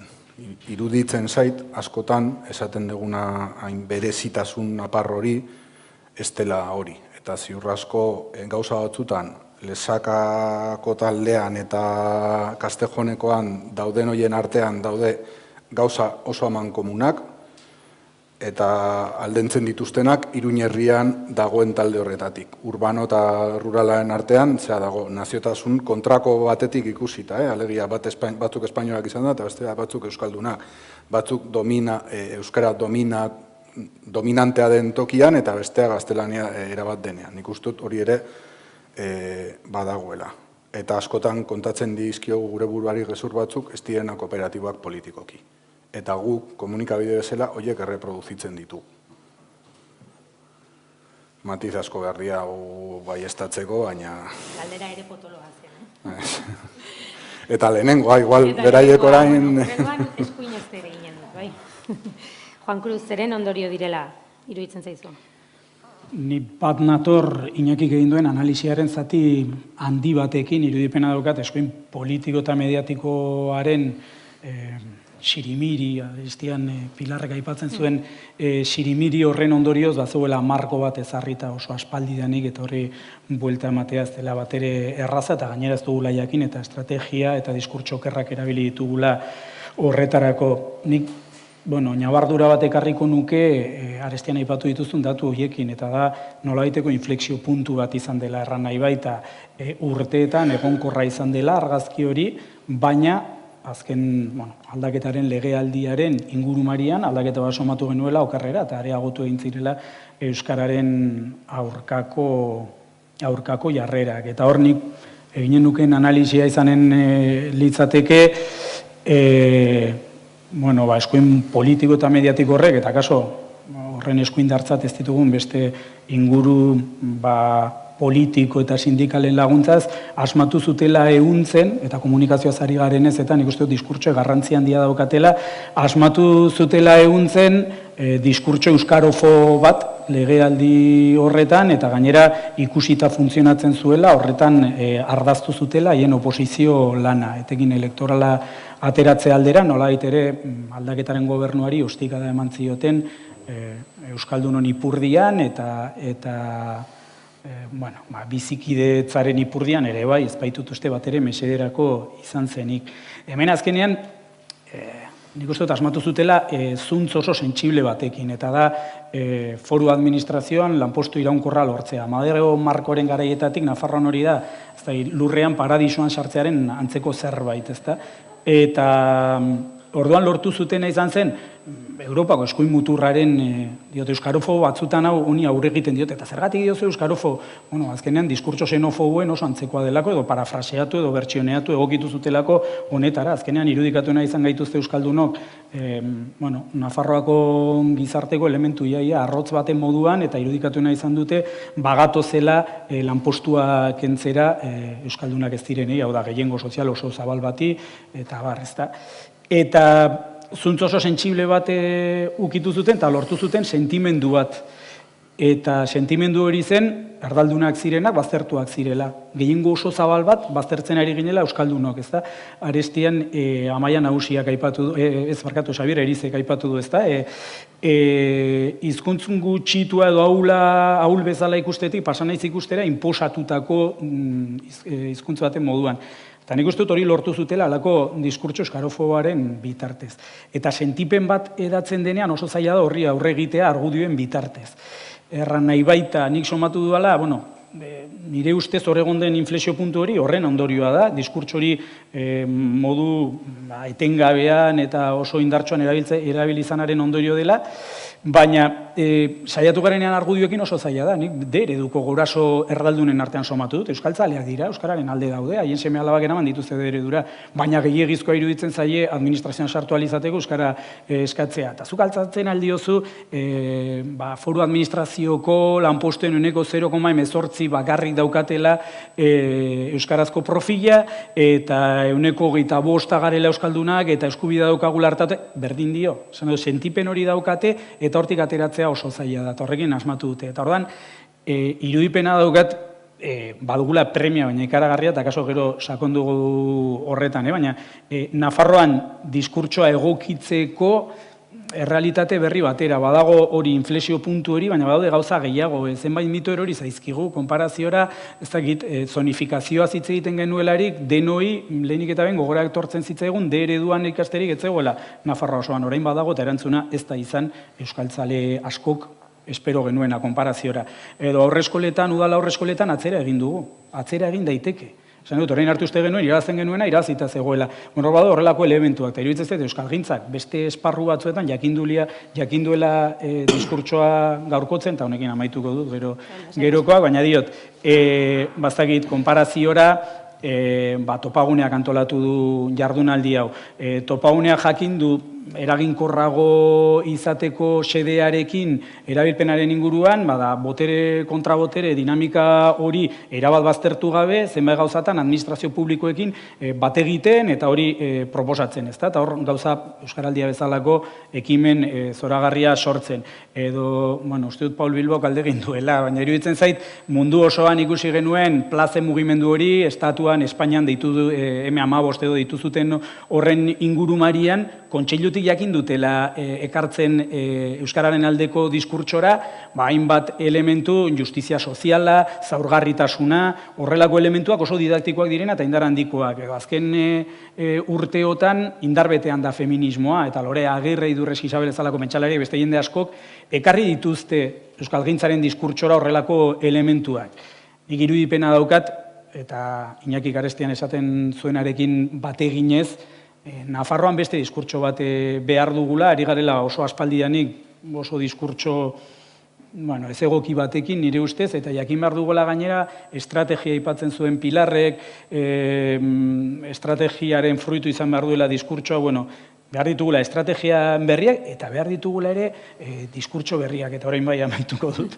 Eta da, konparaziora, aipatu dut, ez da, diskurtso euskarofobo hori nola garatu duten, ezin dugu atzera egin lan eskaintza publikoen aferean, euskararen balorazioan, eta batez ere, euskaldunok administrazioan euskara zartatuak izateko daukagun eskubide horretan. Ezin dugu atzera egin. Baina tematzen bagara plaza publikoan beti horren inguruan eztabaidatzen jakinda sentimendu bat edatu dutela, eta oso zaila dela horri buelta ematen, komunikatiboki, eta estrategia behar ditugu eta bestelakoa, baina komunikatiboki eta horretaz hitz egiten ari gara hemen, okerrari gara. Nik uste dut bestelako aldarrikapenak ere aipatzen ziren lehen, ezta? Diskurtsoak eta aldarrikapenak. Aldarrikapenetan, akaso zentrora beste batzuk ere ekarri behar ditugu, ez da, niri bururatzen zait doakotasuna konparaziora, eta ikako eta ekako jendea ikusi dute areto honetan. Doakotasunarekin ezin digute inposizioa hitz egin. Doakotasunarekin aurrera pauso simboliko ikaragarri handia emanen genuke, eta doakotasunarekin akaso asko zerrazagoa da gehiengo politiko eta sozial berriak eraikitzea euskararen alde. Horren premia ikaragarria daukagu. Apaltasun osoz, esan egot, ez naiz esaten ari zer egin behar den eta zer ez, baina adibide bat jartze aldera, adibide sume bat nahi bada jartze aldera, nik uste dut horrelako aldaketa estrategiko, taktiko eta diskurtsiboak behar ditugula, eta horien premia ikaragarria daukagula. Mi esker. Barkamena eskatu nahi duzuke euskaraz ez hitz egitea orain, como dijo Pablo Casado, será mejor para todos que siga en castellano. Así que, yo creo que en lo que estamos planteando hay un dato que me llama mucho la atención, que es, y lo comentabas, Itziar, es el porcentaje de gente que está en contra del euskera. Es decir, yo me pongo, además a uno le gusta un poco ver otras realidades en otras partes del mundo, ¿no? Y ver, por ejemplo, tú te vas a Canadá, en Canadá ya sabéis hay 2 idiomas oficiales, el inglés y el francés, Y yo además tengo un amigo canadiense y le pregunté, oye, ¿en Canadá qué pasa con esto, no? Y le contaba un poco la situación de aquí y decía, pues en Canadá es impensable que haya X personas que digan, no, estoy en contra del francés. O me voy a, bueno, pues a la realidad, por ejemplo, en Irlanda, ¿no? En Irlanda con el irlandés, pues hombre, había chavales que en el colegio se quejaban mucho porque no les gustaba el irlandés, es una asignatura obligatoria que tienes que aprobar si quieres pasar de curso y bueno, pues al que va mal, pues si le obligan a aprobar una asignatura en concreto para pasar de curso, pues igual puede tener una cierta aversión a esa asignatura en concreto, pero no existe esa situación, ¿no? Entonces, cuando hablamos de que hay un porcentaje importante de la población navarra que está en contra de un idioma, pues yo creo que también hay que pensar en las causas, ¿no? En dónde están las cosas. Y efectivamente hay algunas de las cosas que comentabais, pero yo creo que también hay que dar la vuelta un poco, ¿no? Es decir, ¿por qué un idioma se está en contra de él? Seguramente porque se desconoce. Se desconoce y el euskera, diríamos, es un idioma para los que hemos empezado a aprenderlo, hemos aprendido con 30 años, por ejemplo, como fue mi caso, pues cuesta más que otros idiomas que puedes tener más facilidad por distintas maneras, ¿no? Y por otra parte también se desconoce porque yo creo que mucha gente no conoce que en su vida diaria ya está presente el euskera bastante, ¿no? Es decir, y no nos damos cuenta, ¿no? Entonces hay situaciones en las que pues uno, por ejemplo, piensa en hablar de palabras concretas o de conceptos concretos que en nuestra vida diaria usamos, pero que no nos damos cuenta que estaban ahí y que vienen del euskera, ¿no? Y quizás ahí, bueno, pues sea una de las maneras, ¿no?, para ir dándole la vuelta a esa percepción, que es un poco lo que, bueno, pues lo que en el caso de los medios de comunicación, que trabajamos en castellano, como es mi caso, pues es un poco nuestra misión, ¿no? Porque comparas un poco con las realidades de otras zonas con lenguajes minorizados y demás, y realmente la situación de Navarra yo diría que es, y si vosotros conocéis otra, pues me lo decís, pero es realmente única. Es decir, única en esa situación, diríamos, de culturas casi, o sea, o de posturas casi fronterizas y enfrentadas, ¿no? Y efectivamente la administración pública tiene mucho que hacer, pero yo creo que en este sentido, yo creo que la sociedad va por encima, va por delante de la administración pública y de sus responsables, ¿no? El otro día me sorprendía, por ejemplo, que uno va paseando por la calle y me fijaba que los carteles del Banco de Sabadell, que es el Banco de Sabadell, es decir, yo no conocía ninguna afinidad euskaltzale al Banco de Sabadell, pues están en castellano y en euskera. Uno baja al campus de la Universidad de Navarra, digamos, propiedad del Opus Dei, joder, y los carteles están en castellano, euskera e inglés.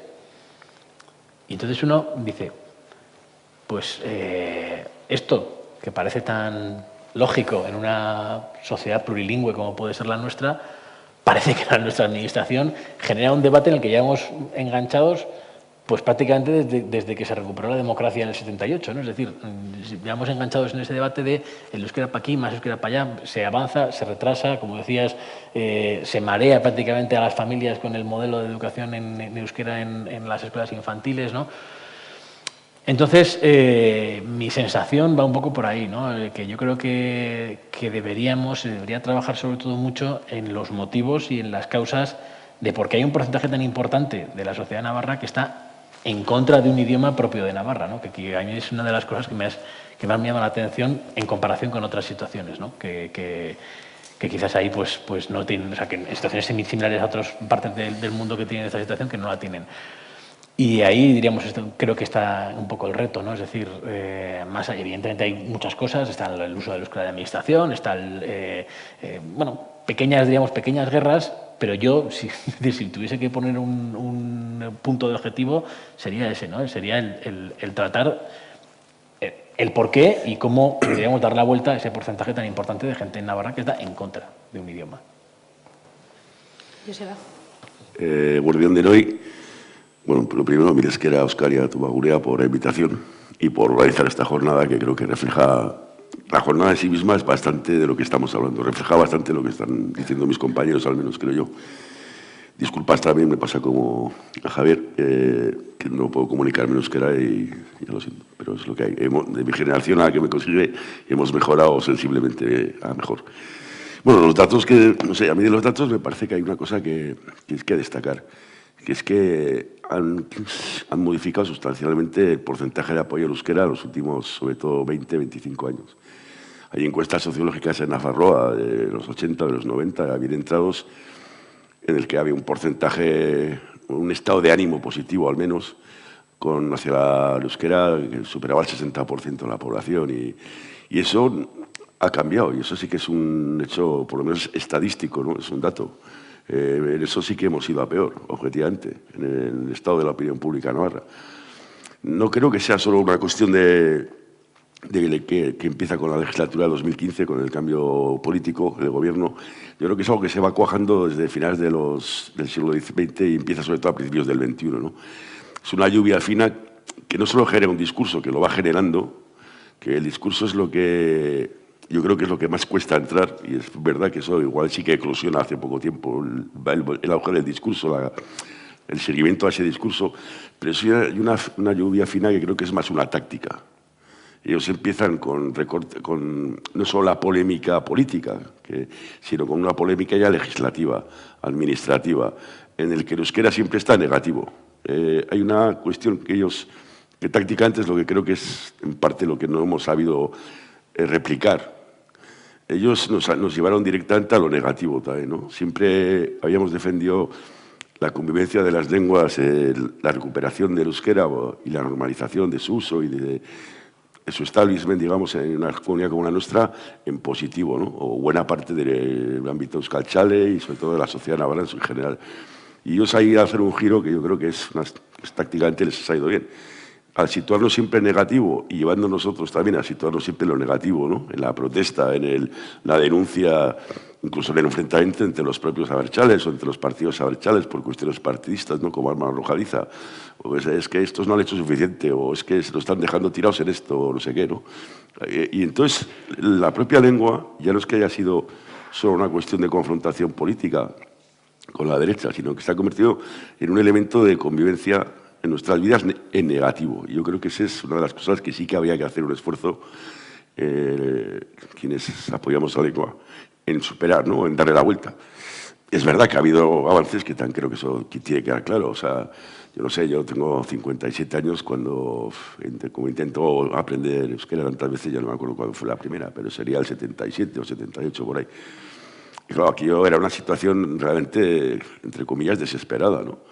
Y sí que se le ha dado la vuelta, o sea, un 33% de la población, más o menos, menor de no sé qué años, es euskaldun, vasco parlante en Navarra. Bueno, yo creo que hay cosas que también hay que poner en valor. O sea, creo que tampoco no solo es una cuestión de autoflagelación, sino que hay que poner en valor que se ha avanzado y se evitó una situación crítica que podía haber derivado si no hubiera habido esa movilización social, familiar, incluso institucional en algunas cosas, podría haber llevado a la desaparición de la lengua o un nivel de desaparición mucho mayor que el que hemos sobrevivido estos 30 y pico años largos, ¿no?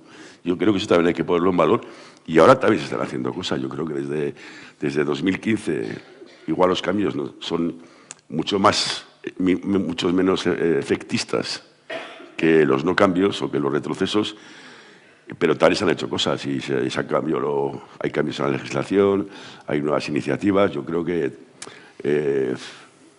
también hay que poner en valor lo positivo, ¿no? No solo darnos cuenta de que hay batallas que estamos perdiendo, pero bueno, todavía queda mucho partido en juego.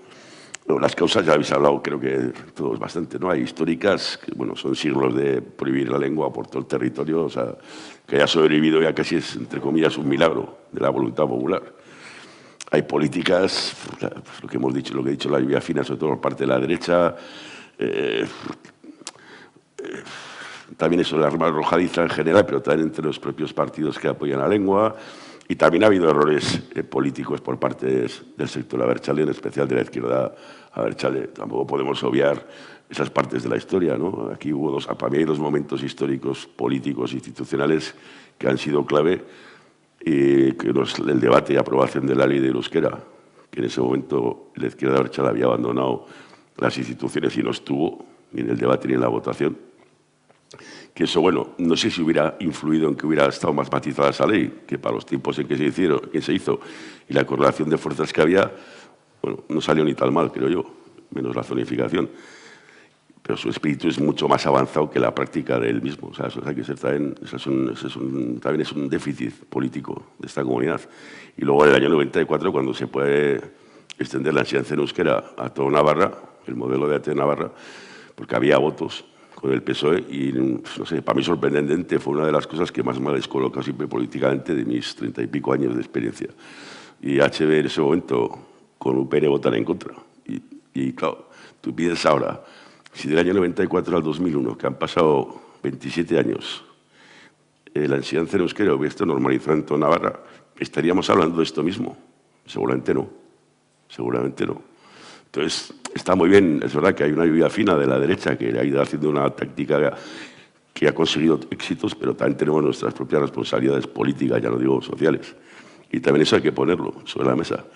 Bueno, también hay territoriales, lógicamente, lo que hablábamos antes de las históricas, ¿no? Una lengua que es perseguida durante siglos y va siendo eliminada poblacionalmente, territorialmente, al final no es fácil recuperar todo de golpe, ¿no? Volver al idílico estado en donde todos los navarros éramos vascoparlantes. No sé, eso llegará, supongo, espero, eso confío, pero no va a ser una cuestión de una generación solo. Habéis hablado también de que hay que, no sé, yo tampoco tengo ninguna pócima mágica, pero yo sí que creo que hay dos cosas que sí que creo que tenemos que reflexionar, o al menos que deben servir de base de reflexión a todo el mundo euskalchale en todos los ámbitos, ¿no? Yo creo que hay que dejar un poco de lado la negatividad y la queja, creo, esa permanente, ¿no? No creo que hay que seguir confrontando en positivo políticamente, creo que tampoco hay que dejarse amedrentar, o sea, tenemos argumentos sociales. Somos cientos de miles de navarros o decenas de miles, tenemos argumentos políticos, peso político, el 30% del Parlamento, tenemos argumentos jurídicos, que es una vía que casi nunca se ha explorado, pero es evidente que el caso de la famosa OP de enfermería, no sé si hay que hacer de eso una batalla definitiva o no, seguramente no, pero jurídicamente yo creo que eso es ilegal. Tú estás excluyendo una lengua que en esa zona es oficial y eso no va a tirar un pase. Si no será primera, segunda, cuarta, habrá una instancia donde van a dar la razón. Yo creo que lo que cree inseguridad jurídica es esa exclusión. Yo creo que el Gobierno se lo debería replantear en serio, porque va a 400 personas que dentro de 2 años o de 3 igual tienen un chocho administrativo importante. Yo, de todas formas, más que estar siempre hablando de estas cosas, yo iría a lo positivo, ¿no? Volvería a recuperar ese estado de ánimo, o intentar recuperar ese estado de ánimo en que la gente se sienta cómoda cuando hay que hablar euskera, cuando está con un euskaldún, cuando visualiza algo en el que está el mundo del euskera, no sé, recuperar ese estado de ánimo que hubo. Entonces yo creo que ahí también hay que hacer nuestra propia lluvia fina en positivo, o sea, que los mensajes que emitamos, sin renunciar ni a la crítica ni a la confrontación, ni social ni política, tenemos derecho a ello, pero que tengamos un peso mucho mayor en lo positivo, ¿no? en lo que construimos, en lo que estamos trabajando por construir, ¿no? Y luego, en otra cosa que creo que también se está aprendiendo y también estamos mejorando, en ser eficientes. Realmente, no sé, la calle, la visualización estética, las movilizaciones, creo que forman parte de nuestra forma de ser y de nuestra sociedad, pero creo que ahora mismo, en realidad, las decisiones clave, la toma de decisiones, lo que hace eficaz las decisiones, se toman en las instituciones y ahí es donde hay que estar y ahí es donde hay que pelear. Eskerrik asko, Joseba. Zuk aipatu dituzun gako batzutik tiratu nahi dut, hurrengo galdera planteatzeko gaur, hainbat gako aipatu ditugu, bizioaren beharra, estrategiaren beharra, beste hitzgako batzuk hemen agertu direnak, biktimismoa, negatibismoa, ez? Diskurtso berriaren beharra, transizio epea, horrek guztiak ez aurrera begiratzera bultzatzen gaitu, baina zuen irudikoz zer ari gara ongi egiten? Zer egin dugu ongi orain arte eta mantendu beharko genuke komunikabideen ikuspuntutik etorkizuneko bizio hori lantzen dugunean, diskurtso berri hori lantzen dugunean, ze mantendu beharko genuke eta oraingoan Josebari eskatuko diot hasi dadila. Ze bi ideia mantenduko genituzke etorkizunean, orain arte ongi egin ditugun bi gauza. Bueno, la primera y Y la mejor que hemos hecho creo que es que hemos salvado el futuro de la lengua, ¿no? Queda mucho por recorrer, pero ya hemos dado un paso cualitativo de donde venimos casi todos que estamos aquí, por lo que veo, a donde estamos ahora. Y yo creo que eso hay que mantenerlo. Creo que hemos hecho y muchas cosas positivas. El euskera ha formado personas, navarros y navarras, que tienen puestos de relevancia en la empresa, en las universidades, en el empleo, en los sindicatos, en la administración, en la política, yo qué sé, en el periodismo, en todos los sitios, ¿no? Yo creo que en el trabajo, yo creo que sí que se han hecho muchas cosas buenas. ¿Qué hacer? Pues yo no tengo ninguna, ya he dicho antes, yo no tengo ninguna varita mágica. En los medios, sí que yo en esto sí que soy autocrítico, incluso conmigo mismo, ¿no? Nosotros hacemos un esfuerzo que para nosotros es importante, pero es realmente irrelevante, siendo objetivo, con el euskera, ¿no? Nuestro compromiso está claro, pero nuestra capacidad de esfuerzo en este sentido está limitada. Y además no es una cuestión solo de lectores. Hace poco, con la puesta en marcha de la edición digital y todo esto que pasa ahora en las empresas de comunicación, la transformación digital, que le suelo oír mucho a Iñaki cuando habla esto y tiene toda la razón, hicimos una encuesta entre los lectores, ¿no? Sobre la presencia del euskera, temas, ¿no?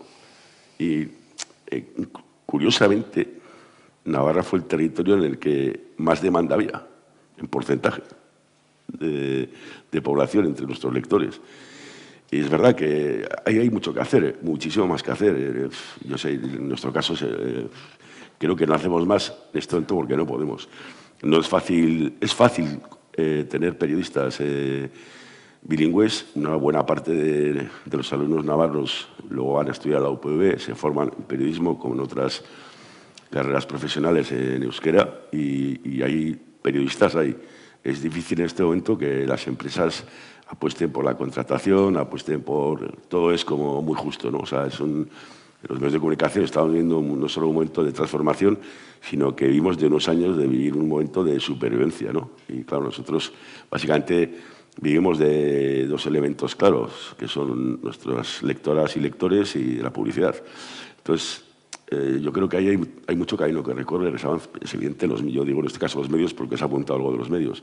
Y en nuestro caso en concreto, o sea, nosotros tenemos ahí mucho que recorrer y además no es un recorrido que sea a perder. Al contrario, es evidente que las nuevas generaciones que vienen demandan la información en euskera y opinión en euskera. O sea, y eso es una cosa que nosotros tenemos que hacer nuestra propia reflexión como empresa, evidentemente, como medio de comunicación, pero que eso todos los aspectos positivos. O sea, hay mucho por hacer y eso es construir también.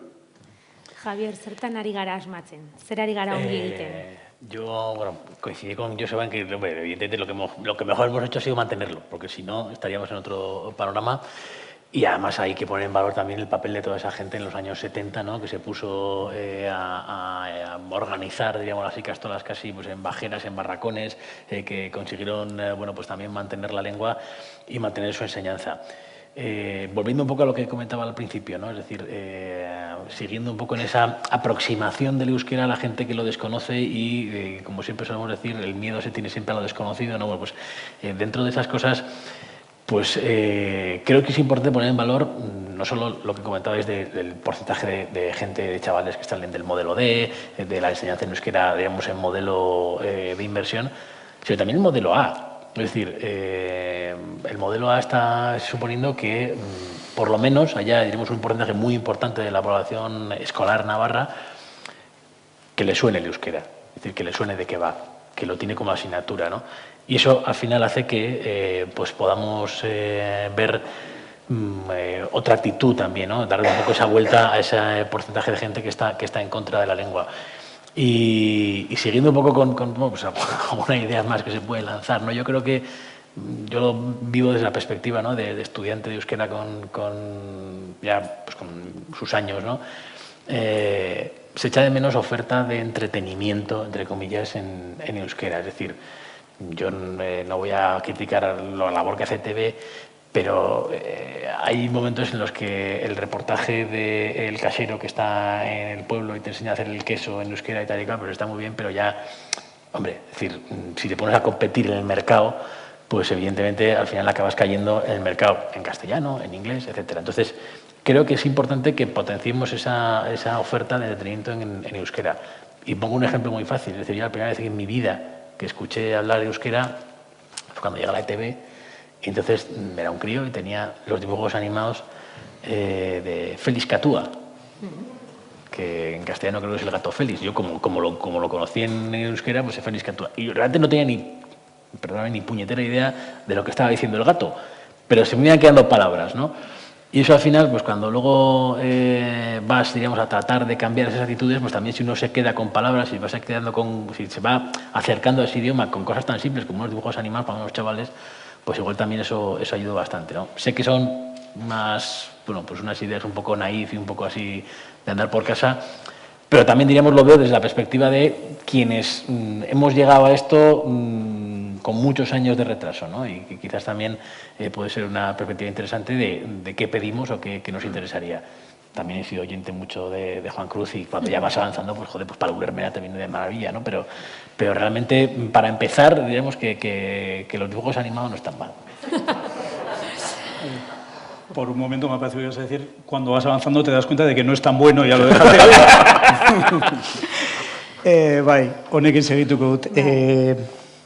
Bueno, ni gauzaren bat argitze aldera, esan edut, orain atzematea estrategikoki, taktikoki eta diskurtsiboki dena berritzeko premia, ez du esan nahi horrek, atzera begira ezkorra naizenik eta bat nator esateko tenorean, ez dakit inoizko uneriko berenean gaudela, duela esan edote 78an, ez da inon jarri dugun muga, ordutik ona, aurrera pauso itzelak egin ditugu, alor askotan, hezkuntzan inoiz baino ikasle euskaldun gehiago dazkagu, unibertsitatean inoiz baino eskaintza zabalagoa, kulturgintzari dagokionez, loraldi batean gaude une honetan berean Iruñerrian, eta badotoz belaunaldi batzu, gainera euskarazko sormena ikusteko beste modu batekin, ezta? Laba elkartearen inguruan, edo Iruñerriko estenan orain txilmafiak eta ibilbedik eta tatxarsek eta beste askok ekarri duten horrekin guziarekin, da euskaratik eta euskara sortzen dugu, baina ez euskara salbatzeko. Esan dut, frankismoaren ondotik eta frankismoaren errepresioak ematetzizun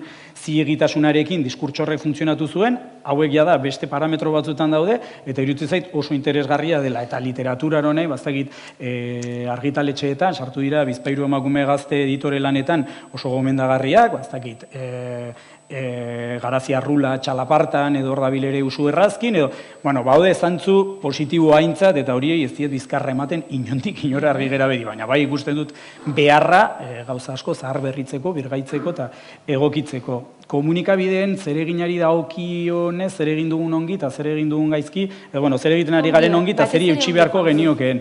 Nik bi ikuspegi dauzkat, ez da bat da euskarazko komunikabideok eta geure kasuan tokiko komunikabideok zer egiten dugun, eta gero gaztelaniazkoetan edo elebiz diardutenetan zer egiten duten eta zer gustatzen zaidan egiten duten horretan. Euskarazko komunikabide dagokionez, nik uste dut, hizkuntzaren funtzioen inguruan maistra lezioa eman diguru Arestian Pilarrek, eta hor badago, funtzio fatikoa ditzen dira, komunikazioa dagoela ziurtatzen dena, eta horren inguruan nik uste dut geure rola jokatzen dugula euskarazko komunikabideok, bereziki gurea bezalako hizkuntz komunitate batean, gurea diot Iruñerrikoa, fisikoki sakabanaturik bizi gara, erran nahi baita nire atarian beste euskaldun bat bizi dela, baina kaso beste inorrez eskailera osoan, eta alboko eraikinean, eta hartara eskaintzea Iruñerriko euskaldunei, halako plaza bat elkarren berri eukitzeko, ideiak egitasmoak trukatzeko, eta funtzio fatiko horren bueltan, ez da?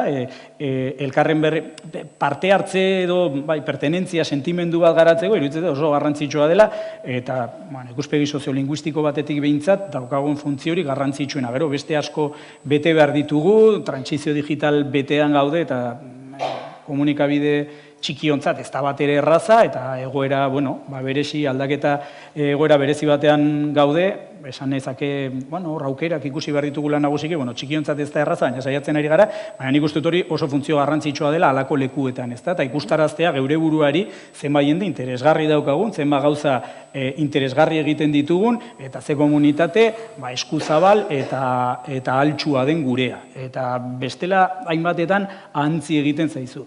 Gaztelaniazko edo elebizko komunikabidei dagokienez, ikusgarritasuna ematea euskarari, euskarazko edukien bitartez, interesgarria iruditzen ze, baina hor ere egon daitezke euskarazko komunikabideak ere badira, ez bakarri gurea bezalakoa tokikoa eta txikia, baina berria badago, edo haude bestelakoak, nik uste dut bestelako rol garrantzitsu bat ere jokatzen duzuela eta oso ongi dagoela, eta da, ikusgarritasuna ematea erdaldunen aitzinean, esan dut, hor, UPNren obsesio bat izan da euskara eta euskaldunak ikusezin bihurtzea panorama komunikatiboan, ETB-ri eremu mistoko sarbidea debekatuz, edo Euskal Herria irratiari emititzeko baimena debekatuz, hainbat eta hainbat urtez.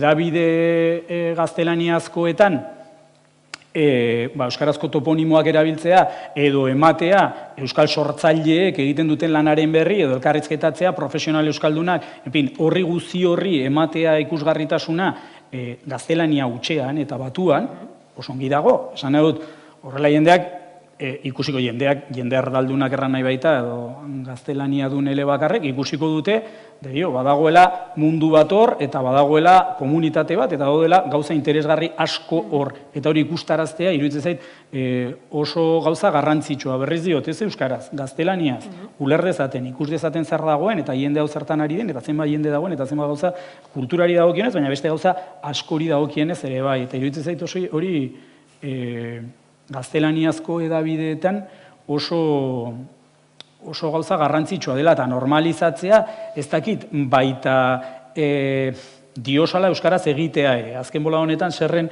egiten ari zarete sistematikoki, eta kontxo, nik uste dut horrelako gauza zerren Nafarroako zerren erran nahi baita, eta horrela ikuste duzun nik ere entzuten zaitu dela, Javier. Egiten ari direla eta horrek ere baduela bere garrantzia. Eta gero ere iruditzen zait jada diskurtsoi eta nola komunikatu gure kontuak eta diskurtsibotiki gauzak nola egin eta horrela asko laguntzen aldutela gaztelaniazko komunikabideek baldin eta diskurtsori berritzen badugu eta estrategia eta dena hori gizarteratzen, eta gero ez egiten askotan kazetariok egiten duguna, eta ez da gaztelaniazko edabideen gaitza soilik, euskarazkoena ere bada, baina zenbaitetan balirudike, ez dakit nork dio euriari duela, ez dakit nork dio ateri dagoela, eta ez dagoela euririk, eta hor uzten dut. Atera nadin lehiora eta begira dezadan, euriari duen edo ez, eta esan dezadan zer gertatzen ari den. Ni iruditzen zait, konparaziora, arestian aipatzen genituen lan eskaintza publikoen afera honetan guzian, eta euskaldunok euskaraz hartatuak izateko eskubide dagokienez eta, hainbatetan, oi hartzuna ematen diegula diskurtso euskarofoboko mezu horiei guziei kontrasteri gabe, ez da, honek hau dio, bestea, horre gezur biribilak izan dira, eta etorkizunera begira ere, nik uste dut hor lan bat egiten aldela, ez da, halako eztabaiden berri emateko tenorean. Mi esker. Bai. Ongi, zerari garen ongi egiten. Eta zer egingo dugun hobeto. Hori da. Uste dut, baina dialektikoki egingo dut. Uste dut, erresistentzian bikain aritu garela, gu gara udal ikastolako ikasleak, gu gara Gaztelu plazan egon zirenak. Eta hori da, gu gara han egon zirenak, gure gurasoi esker. Eta orain hori ez dago, eta hori errebindikatu egin behar da. Uste dut utopismoan moldatzen garela, utopismoan moldatzen den herri bat da, naiz eta utopia horiek berritu behar diren, amets horiek zabalduin behar diren, eta seguramente horiekin rekonektatu behar dugun, eta arazoa daukagu errealismoarekin. Daukagu arazoa batez ere eskalarekin eta peak eta erritmoekin. Orokorra da, ez da gure zea bat. Zer egiten dugun ondo edo zer egin dezakegun hobeto, eta gutaz hariko naiz, errespetu osoz eta admirazio zebai. Askotan saiatzen gara danok zer den ona egiten hori, eta orduan definizio bat ematen dugu, baina gure artean oso publiko desberdina daude, eta nik uste dut konzentratu beharko ginatekela gure publiko horretan, eta daude demagun Nafarroko baskistak direnak, zea hondiarekin esaten dut, goizean horiek daukaten garrantzia ikusi egin da, daude Nafarroko progresistak, unionista demokratak, danadalakoak, gero, bueno, UGT-koak eta denetik dago, hor, baina, bueno, guazen positiboak izatea eta zea guztia. Daude euskaldunak, Iruñako euskaldunak, eta daude abertzaleak.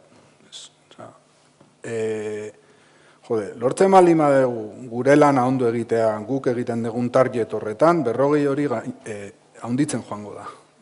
Beraiena dekadentzia da, gurea etorkizuna da. Egia da, lehen pilik aipatu du, ETB-ek ez digula mesederik egiten ezertan. ETB gaur egun da, Xinhua News edo Russia Today agertzen den bezala, estatu batia afiliatutako komunikabide bat. Ez da komunikabide publiko bat, da komunikabide gubernamental bat. Eta hori arazo bat da gure estrategia honetan aurrera egiteko, eta hortaz ere hitz egin beharko dugu. Hizkuntzari dagokionez, uste dut gauzak gu uste genuena, baino asko azkarrago datozela. Atzoko zehazari naiz, gure barruko neurgailu horietan, atzo ez eren egun momentu batean, gure berririk naizen unibertsoan, 3 berri irakurrienak ziran ziburuko etorkinen istripua. 3 berri zian. Nagusia zan frantsesez, bigarrena zen euskeraz, eta 3. zan gazteleraz. Gure unibertsoan momentu horretan interesa fokalizatuta zegoen iparralden etorkinei gertatutako zerbait, gure komunikabideak 3 hizkuntzatan egindako notizi horren harira. Hori badago ja, hori etorri da. Itzultzaileak aukerak ematen dizkigu. Igual ez ditugu behar, uste dut, kazetariak behar diren bezala, orain behar ditugu beste lanpostu batzuk. Berdin dit SEO neurketak eskalarekin berriro diot arazo bat daukagu, oso txikiak gara, eta gaineraz gara sektore bat, atomizatuak gaude, ez gaude ikusita ez sektore kultural bat bezala eta ez da industrial bat bezala, bueno, hori oso egitura klientelarra dauzkagu, hori ere begiratu beharko dugu, baina benetan uste dut, hizkuntzaren aldetik aukerak daudela urratsak emateko, eta horiek etorri egin dira, ja hemen daude orduan, goazen horiei heltzera berriro diot, mantenduta daukagun komunidade batzuei erantzuten diegu. Komunidade horietan badago aldekotasun bat. Aldekotasun hori horretan eskalan gora egiteko aukerak daude. Horretarako behar ditugu epe errealistak, eskala errealistak, inbertsio errealistak, eta inoiz galdu gabe ez erresistentziarako gaitasun hori, eta inoiz utzi gabe gure utopia horiek berritzeari. Ados, denbora amaitzen ari da, bukatzeko galdera oso zehatz bat eginen dizuet, eta eskatuko dizuet labur-labur erantzuteko, bai? Komunikazio likidoaren garai honetan, Pilarrek aipatu du ere komunikazio likidoaren garaian, ez dakiz zer den garrantzitsuago komunikabidea ala kazetaria, ez? Hori beste inguru baterako gaia izan daiteke, baina bukatzeko eta zerbait arinago egiteko edo, nola utziko zenukete euskararekiko mitu bat titular bakar batean, mesedez? Ze hori ere bada komunikabideen lanan ere irudikoz. Venga, Joseba. Tokatzen zaitu. Perdón. Iñaki tokatzen zaio gainera. Era broma. Nola utziko zenuke euskararekiko mito bat? Beti eskatzen da titular bat, eta ni filosofia ikasi nuen. Eta orduan, dedikatzen ginen griegoak, zeak egitera, eta orduan, ari naiz, eguneko horretara moldatzen, baina kosta iten zait. Bueno, nola utziko zenuke mito bat tesi batean? Titular luze batean. Arazoa da, ez dela periodistikoa, eta lehen Juan Krutzek esan du oso argi. Ez da datu batekin konbatitu daiteken zerbait. Euskera ez da alemana baino gutxiago.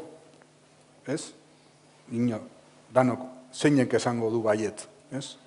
Baina gero azten zara eta sentimendu horri heldu behar diozu. Ez dago datu bat, ez da bat ere periodistikoa. Egin behar dugun lana, herrialde honetan eta orokorrean euskerarekin, ez da lan periodistiko bat. Oso lotuta dago komunikazioari, estrategiei, printzipioei, utopiei, errealismoari, baina kazetaritzarekin oso zer ikusi gutxi dauka. Guk egin dezakegun lana mugatuta dagoelako errealidadeagatik, eta errealidade hori bakarrik irudikatzen, egiten dugun ekarpena oso mugatua delako. Así que titularra, lo siento, pero... Bueno, nahiko titularra gelitu da. Juan Cruz? Ba, nik antzeko arazo bat daukat nire bertute ugarien artean, ez dago sintesirako gaitasuna. Baina ez daukazu aitzakirik. Iñakiren edabidean ez dut lan egin, baina Josebarenean bai, eta badaki Josebak zer nolako arazoak zeuden batzutan nire zutabea neurrian maketan sartzeko, eta hemen Lorentek entzun banau badaki labur ez dudala egiten normalen irratian ere.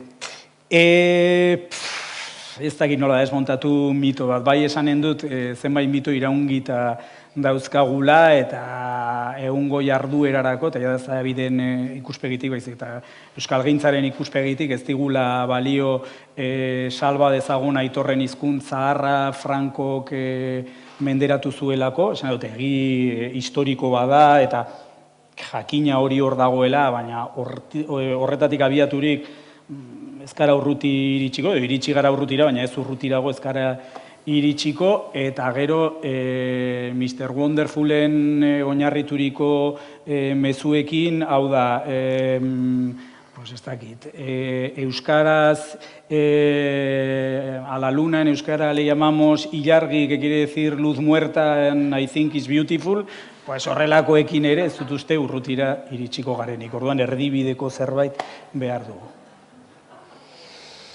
Pues lo voy a intentar, pero básicamente yo me centraría en tratar de